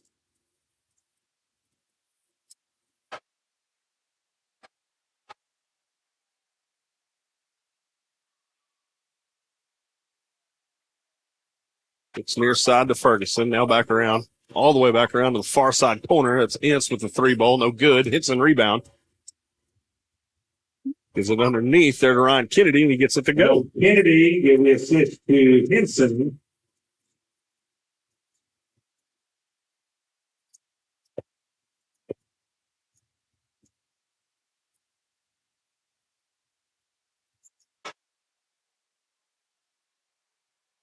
Ince again knocks that one loose. That kid might have the most active hands on the court. Yeah. Big swat there, Ryan Kennedy. That was like a double swat. It came off the backboard and then right back into Ryan's hands. Got it twice, just for good measure. I'm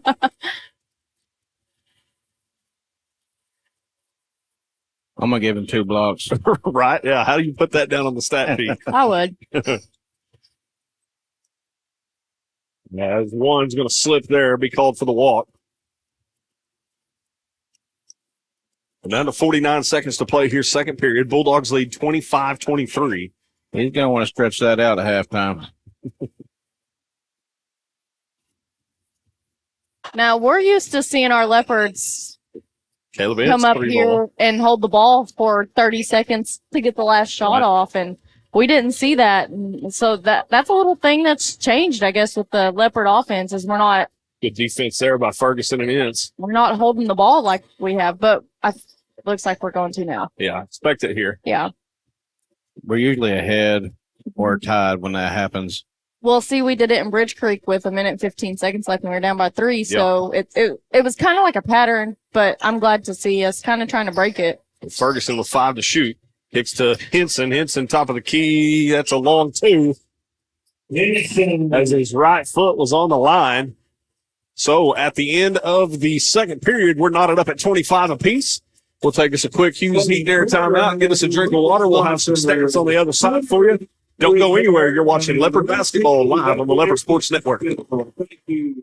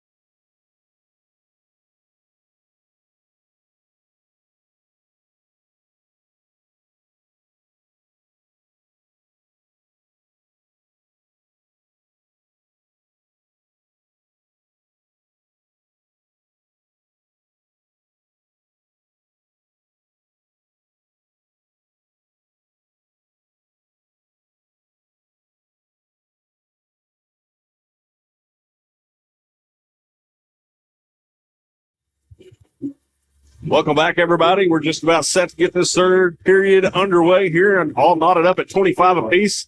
Eric, you got some quick stats, bud? Yeah, Leopard did good shooting from 2-point, 61%, 11 of 18. They went 0 for 6 for 3-point land, though. Had 3 for 4, shoot 75% from the line. Had 7 rebounds, 3 offensive, 4 defensive, 6 assists, 4 steals, 3 blocks, 6 turnovers, and 4 fouls. That long three there is no good. And now actually, as Kennedy pulled down, or excuse me, Int pulled down the rebound, and then Watts dribbled it off of his foot. The other guy actually kicked it. Yeah, you could see Jaden kind of questioning, well. So that resulted in 2 quick points there for the Bulldogs. They're back on top 27-25, just underway here, third period.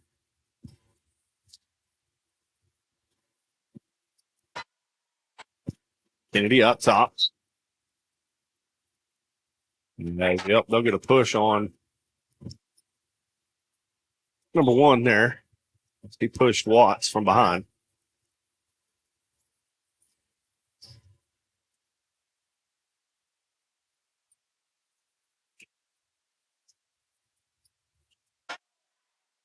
Two possessions, 2 turnovers. Yep.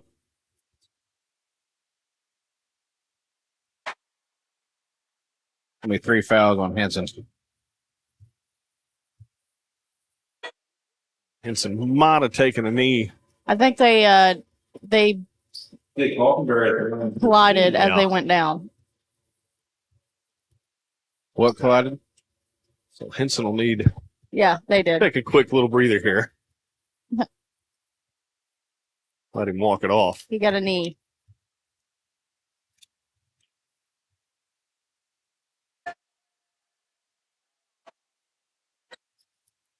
Free throw rattles in and out. Watts pulls down the rebound.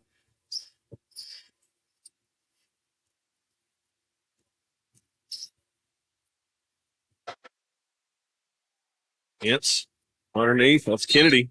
He has it blocked from behind. That'll be a foul. So Ryan will go to the line, shooting 2.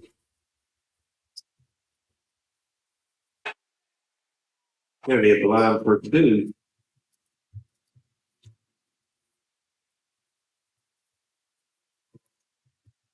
First is good.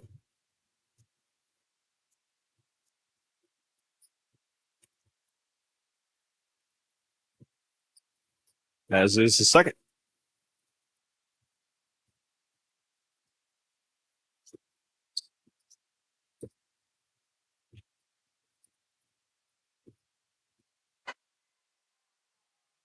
Good defense there, Ryan Kennedy. They're going to have to play tighter. Yeah. Couldn't get the roll there, but Bulldogs pull down the rebound. A simple block out and get you a rebound. Second chance there, no good. Watts secures it. Henson brings it across the timeline. Now back over to Watts.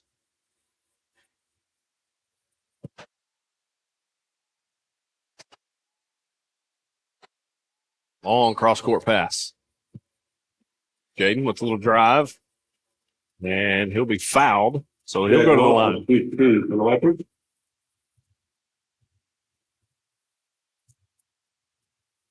Close game was going to come down to free throws. We're doing a good job of making them so far. Yep. It's a good point.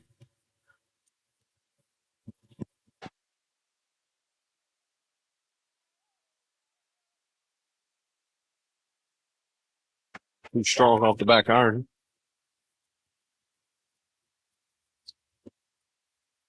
Rollins return for the Bulldogs. There's Rawlings to check back in for Lex.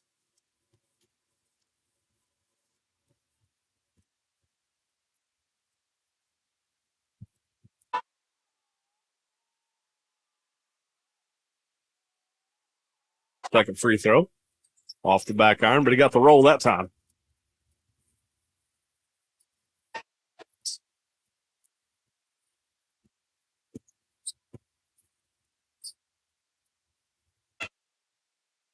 Three ball on the way. Well off target, no good. That went right through Jaden's hands, straight into Henson's. As Ryan will be fouled yet again from the backside. Kennedy will return to the line for 2. He'll go back to the line shooting 2.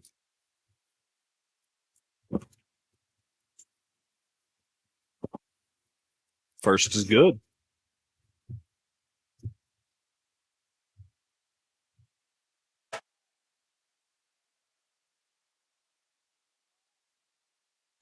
Second as well. Yeah, he's 7 of 8 from the line.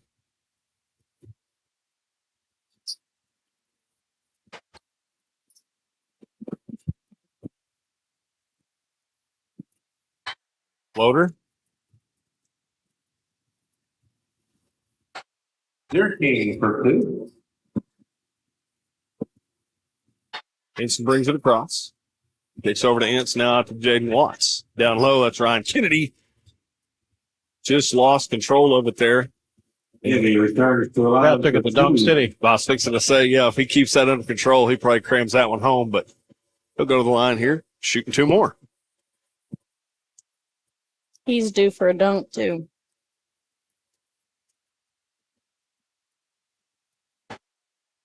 Yeah, he might come up a little bit short of the 100 for the Leopards. he promised us early on in the season.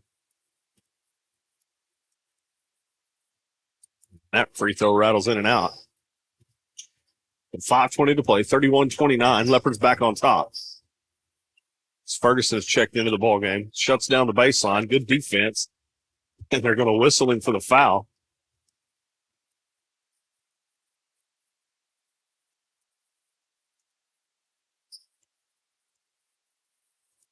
Zeke Falkenberg at the line for 2.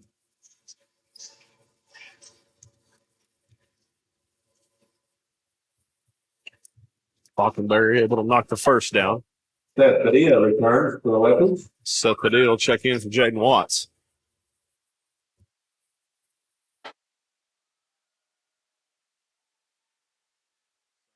I'm up short. Kennedy with the rebound.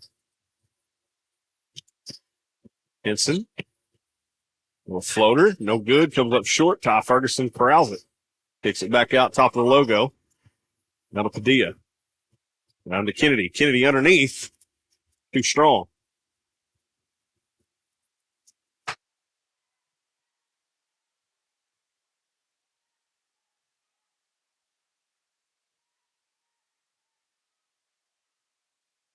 little behind the back pass. That one in the lane there, too strong off the back iron.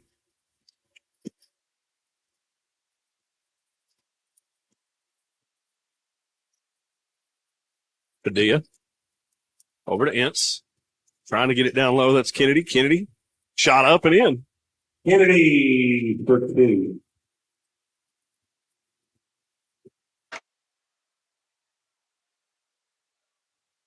Crossover. Ferguson able to stay in front of him. Step back 3. That's well short. The Bulldogs will pull it down. This time long 3 ball on the way off the back iron. No good. Rebound there by Ince. Underneath, Seth Padilla had it. Wow, they're going to get Padilla for the walk.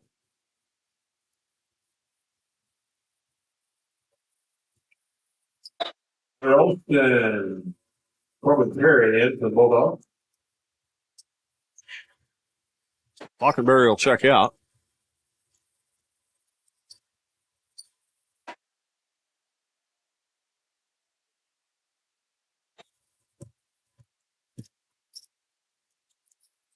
Skip pass underneath. Couldn't get it to fall. Padilla pulls down the rebound. Henson pushing the pace. Floater underneath. Calling home. Slamming it home. Ryan Kennedy. Kennedy.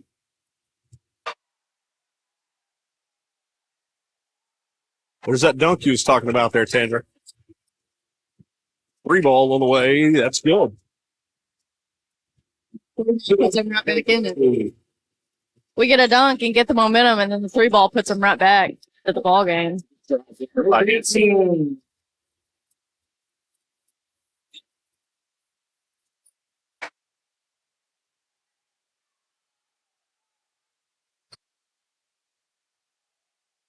Three ball off the back iron, no good.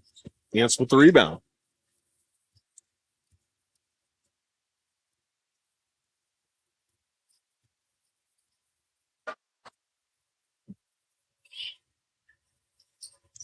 Padilla. Wow, had that one knocked away from the backside. No foul call. Ty Ferguson, three ball on the way. That's good.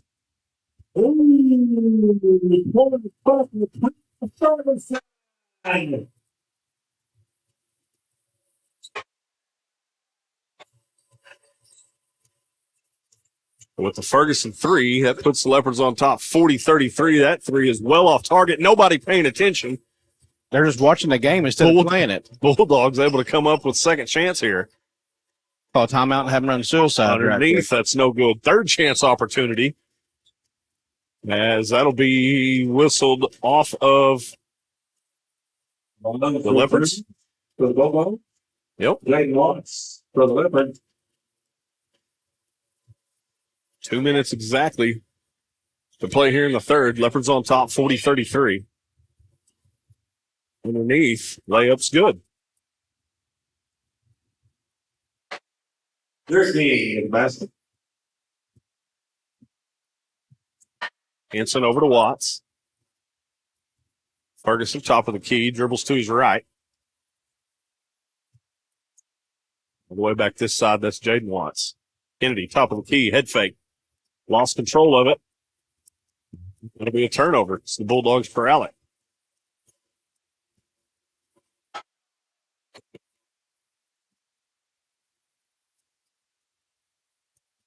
Long two. No good. Jayden Watts rebound.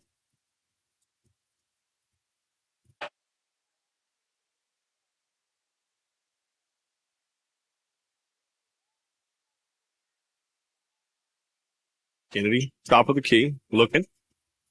Kicks over to Henson. Little jumper. That's good. Henson, little jumper.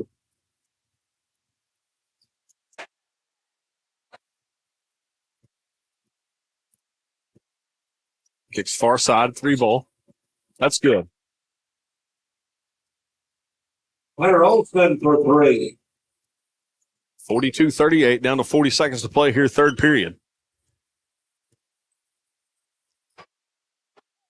Watts kicks to Padilla, top of the key, down to 30 seconds. Tried to work it down low, and Padilla's going to be called for the walk. He's got to figure out you can't jump up and Right. down. Yeah, that's dribbling.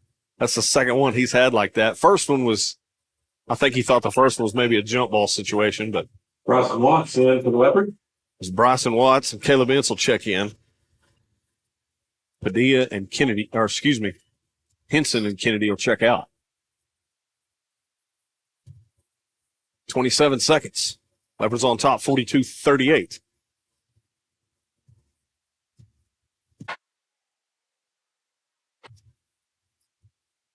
Underneath, nothing in. 13 for the basket. 10 seconds as Bryson Watts walks it across the timeline. Down to 5. Gonna drive, little jumper, no good. And that flung three-point attempt, no good. So 42-40 at the end of 3. We'll get ready to start the fourth and final period here from Leopard Arena. Should be a good one. Don't go away. You're watching Leopard Basketball live on the Leopard Sports Network.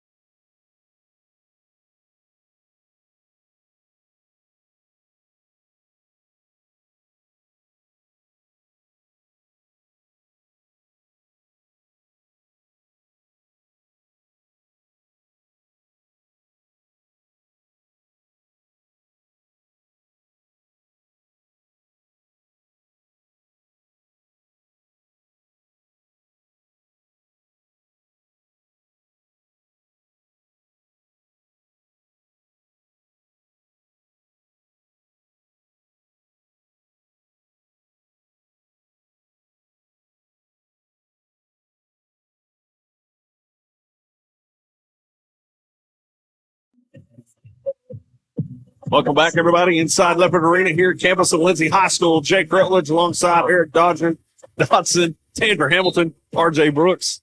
We should be in for a treat here in this fourth and final period. Leopards lead 42-40 as they get it to Henson underneath, and he gets that one to go. Henson. Henson having a great game tonight. Yeah, I believe he started, 0 for 2 or 0 for 3. And has 12 points. Yeah, has really come back from that. So credit Henson just staying with it. He's going to be listening for the foul there. His fourth, Jake. Yep. 4 with 7:38 to play. 3.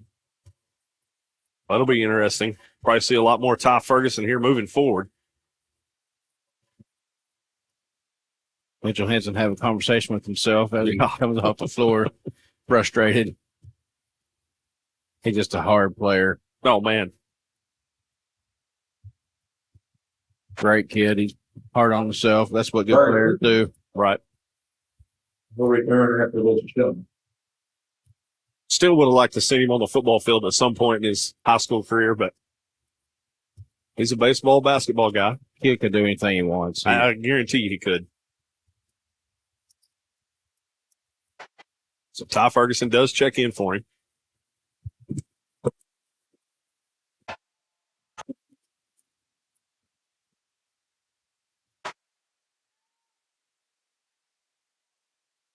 Watts brings it across, kicks over far side to Ferg.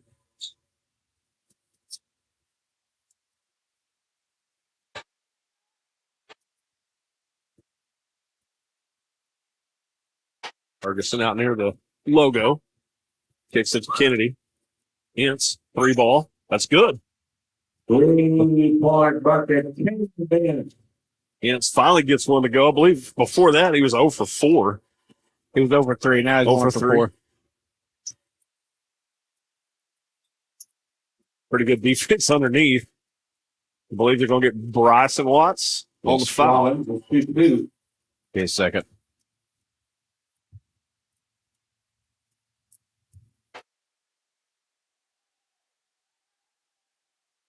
Rattles in and out.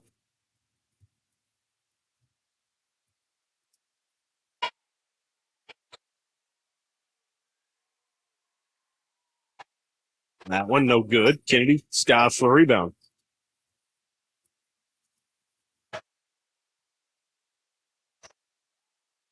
Over to Ferguson. Kennedy kicks far side. Ince kicks it back over to him. Now back around to Watts.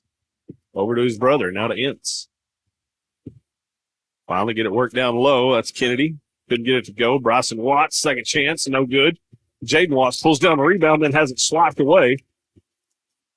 Ferguson was there, and it'll be called the charge.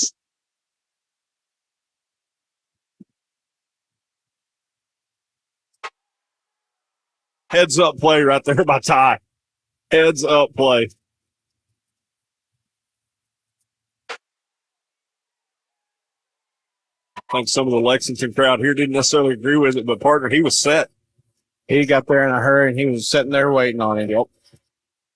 And the student section of the Leopards let the crowd know, you can't do that. Caleb Ince, 3 balls short, as that ends up out of bounds, and that'll go over to the Bulldogs.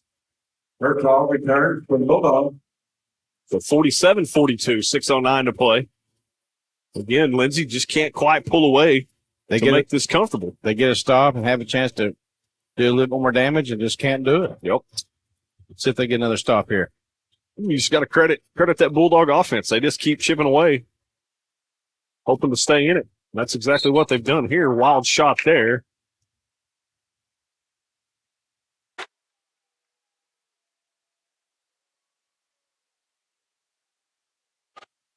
As they'll get Caleb Ince on the foul.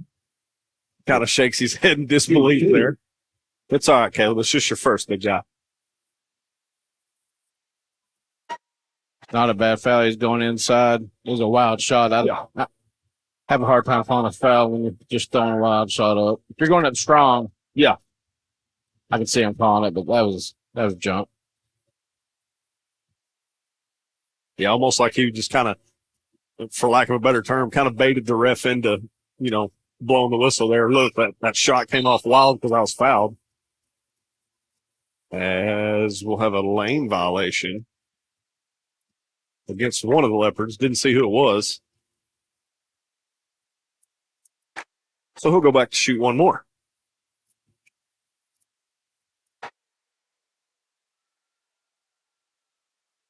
That one rattles home. So timeout, Lexington, 47-44, 5:55 to play here in the ball game. We'll take a quick break. Don't go anywhere. You're watching Leopard basketball live on the Leopard Sports Network.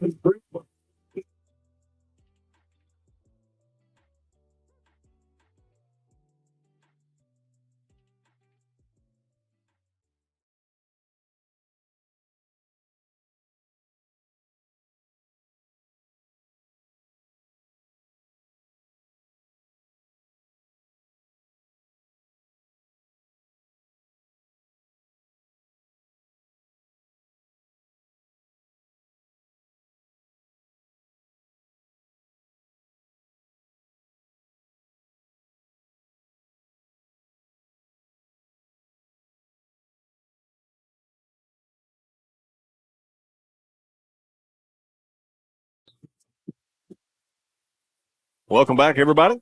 5:50 to play. Leopards lead 47-44. Bryson Watts brings it across, kicks over to Ty. Now to Jaden. This is the point of the game. You have a small lead. Don't force anything. Don't force a bad pass. Don't force a bad shot. Just keep running your offense until something presents itself. Little jumper. That's Bryson Watts. No good. Rebound Bulldogs. Not a bad shot there. Just couldn't get it to fall. Good hands there by Kennedy. Bats that one out of bounds.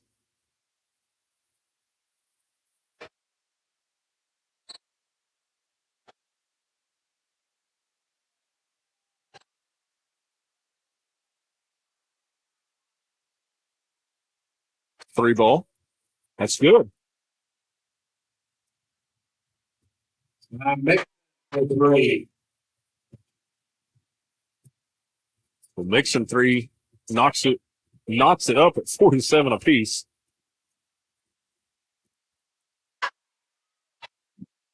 When the ball goes lower, they have three guys on Kennedy. Yeah, everybody just crashes down there to Kennedy. Got to get it to him quick. Unable to get that one to go. All five are down there on him that time. Yeah, he's getting a ton of attention down low. He hesitated. If he doesn't hesitate, I think he makes that one. Or at the very least, draws a foul. Good hands there. Caleb Ince.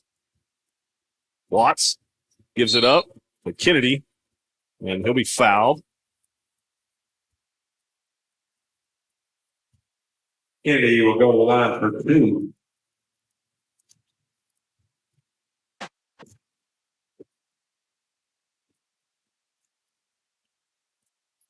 Big free throws here. First rattles in and out. Instant return for the Leopard.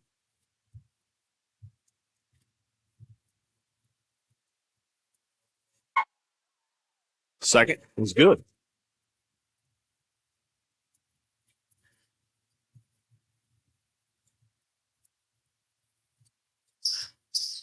Bulldogs bring it across. Kicks it down low. Immediate double team. Kicks it back outside. Long three ball. Unable to pull the rebound down. They'll get Caleb Ince, I believe. That'll be his second. I've said it once. I've said it 1,000 times. Blocked out. Yep. You're sitting there trying to out-jump them. They have a position on you. It's not going to work out for you. Half their points have been second-chance points. The other half were threes.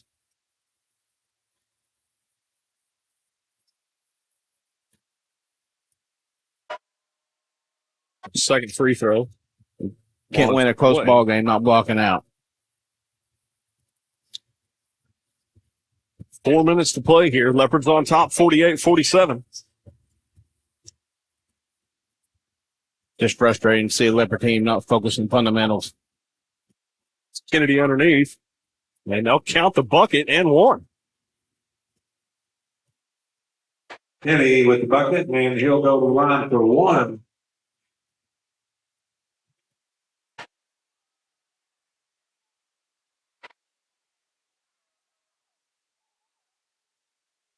Free throw. Gotta make the free throws.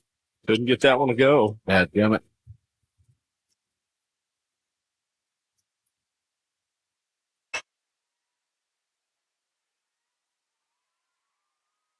Luke Blackberry for two. Slockenberry with a little kiss off the glass. Cuts it to one.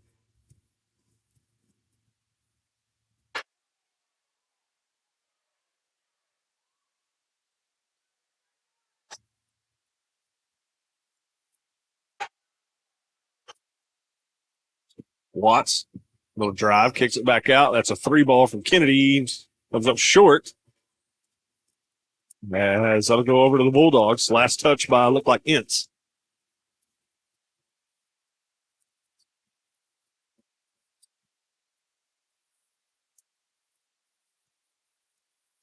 If Kennedy fakes that three-pointer and drives to go, it's 2-on-1 with him and Ince.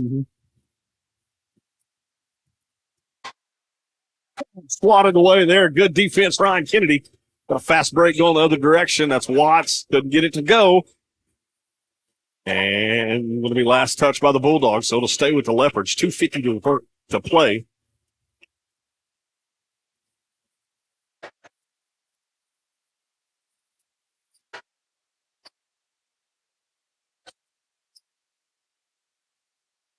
Ince thought about the three.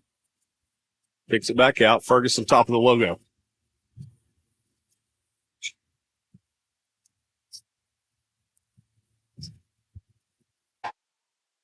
Leopards need a good possession here, just preferably with points.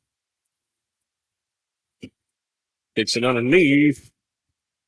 And they'll get 11 there, probably on the reach. Should be a 1-on-1 for Kennedy.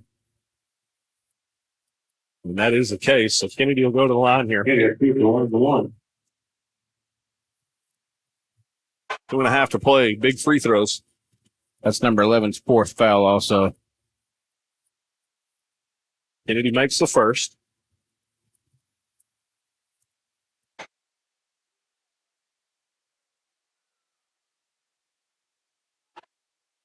Ryan's second on the way, and that's good. Kennedy's 11 of 15 from the line.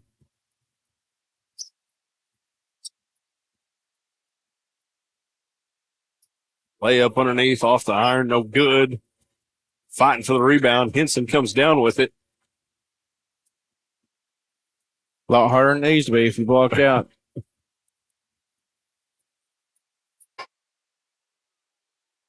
Ferguson kicks to Ince. Now back to Henson.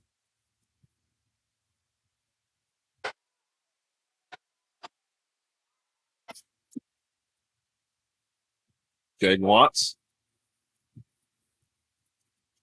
Long pass over to Henson. Down to 145.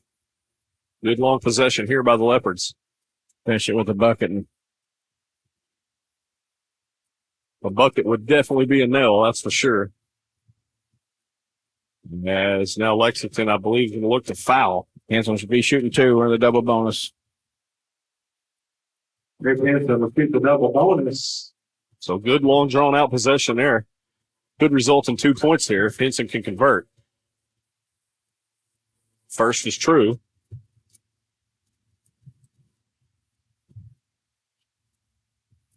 That free throw will go a long way in this game. Yep.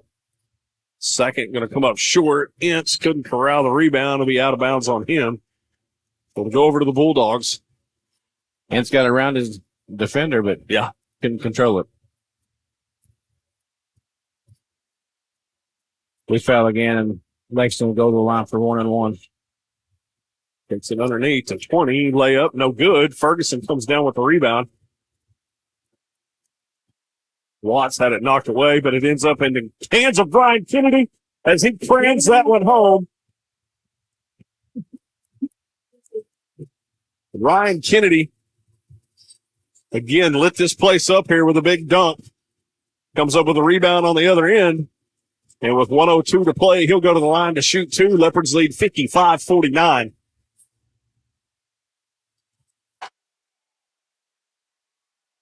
It looks like one of the Bulldog players is begging for a tee there.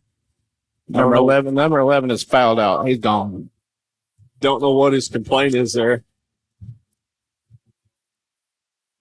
Yeah, that's probably a situation right there when the guy comes to you belly aching about a technical or thinking Kennedy should have had a technical after the dunk. Tee that guy up for questioning you as a referee. And I promise you, he wouldn't do it again the rest of the ball game. Only a minute to play, but so Kennedy comes up short. Should be shooting 2, yeah, guys. Here we go.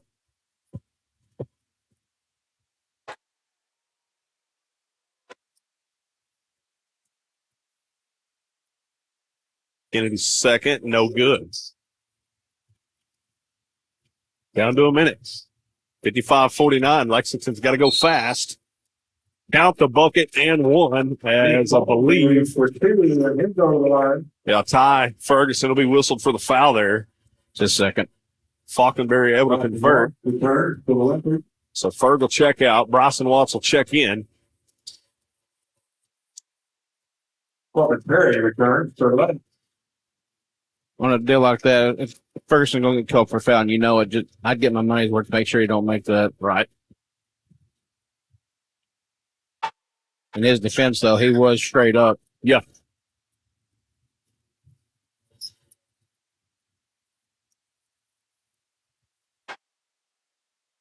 Looks like Kennedy will go back to the line here. As Lexington's trying to extend this game as much as possible. Down to 52 seconds to play. Leopards lead by 3. Will do the double bonus. Need to make both of these, Ryan. Yeah, you knock both of these down right here, it makes it really, really difficult. First was good. Ferguson returns to 11 and Rollins for Lex. Ferguson checks back into the ball game. Kennedy's second is good as well. Lex needs points and need them fast. Long 3 ball on the way. In and out, no good. Ince. As we'll have we got a foul. It was out of bounds on us because we didn't, guess what? Block out. Ended up out of bounds. Both guys on the same team knock it out because we're not paying attention. Wide open underneath. So look for Lex to foul here. 13.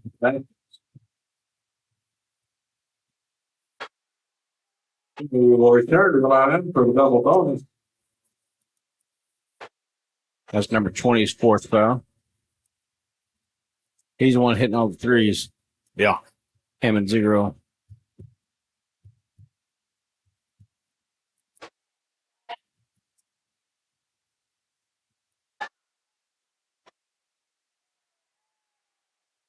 Kennedy's first, rattles in and out.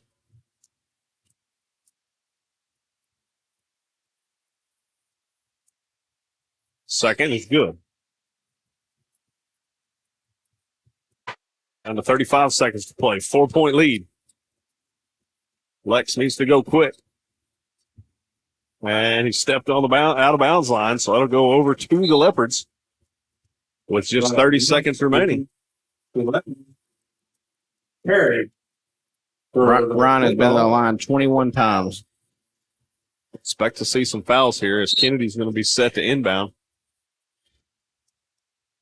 And we got a foul on a Bulldog, so that'll send him to the line. Mitchell Henson. Send Henson to the line, yeah. Mitch Henson will keep a double bonus.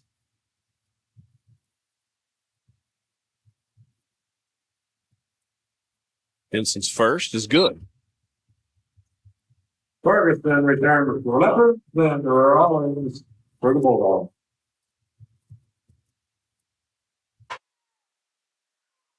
Henson's second, also good. Henson 3 for 4 from the line. Starting to get late here for the Bulldogs. Down to 25 seconds to play. They need points, and they need them in a hurry. Good defense there by the Leopards. Going to have to force something. That's no good. Ty Ferguson throws down the rebound. Uh-oh. Got numbers. And Kennedy elects to pull it back there. No need to dunk here. And Leopards throw it away as Henson wasn't quite across. That's laziness right there. Him and Jaden both were just walking. Yeah, got to get back across right there. Down to 8 seconds. This one's all but over with. Leopards are going to end up winning this one, a close one. It'll be a final of 60-54. Leopards able to get the job done. That's a feisty Bulldogs team over there on the other side, though. I can guarantee you, man. They kept at it, kept trying to chip away, just couldn't get the job done. Leopards never really pulled away in this one and made it comfortable. Able to get the win. So on both accounts, Leopardettes and Leopards come away with W's here tonight. It's the way you like to go into the weekend, no doubt about it. It was a great night of basketball. You know, both games were fun to watch, fun to call.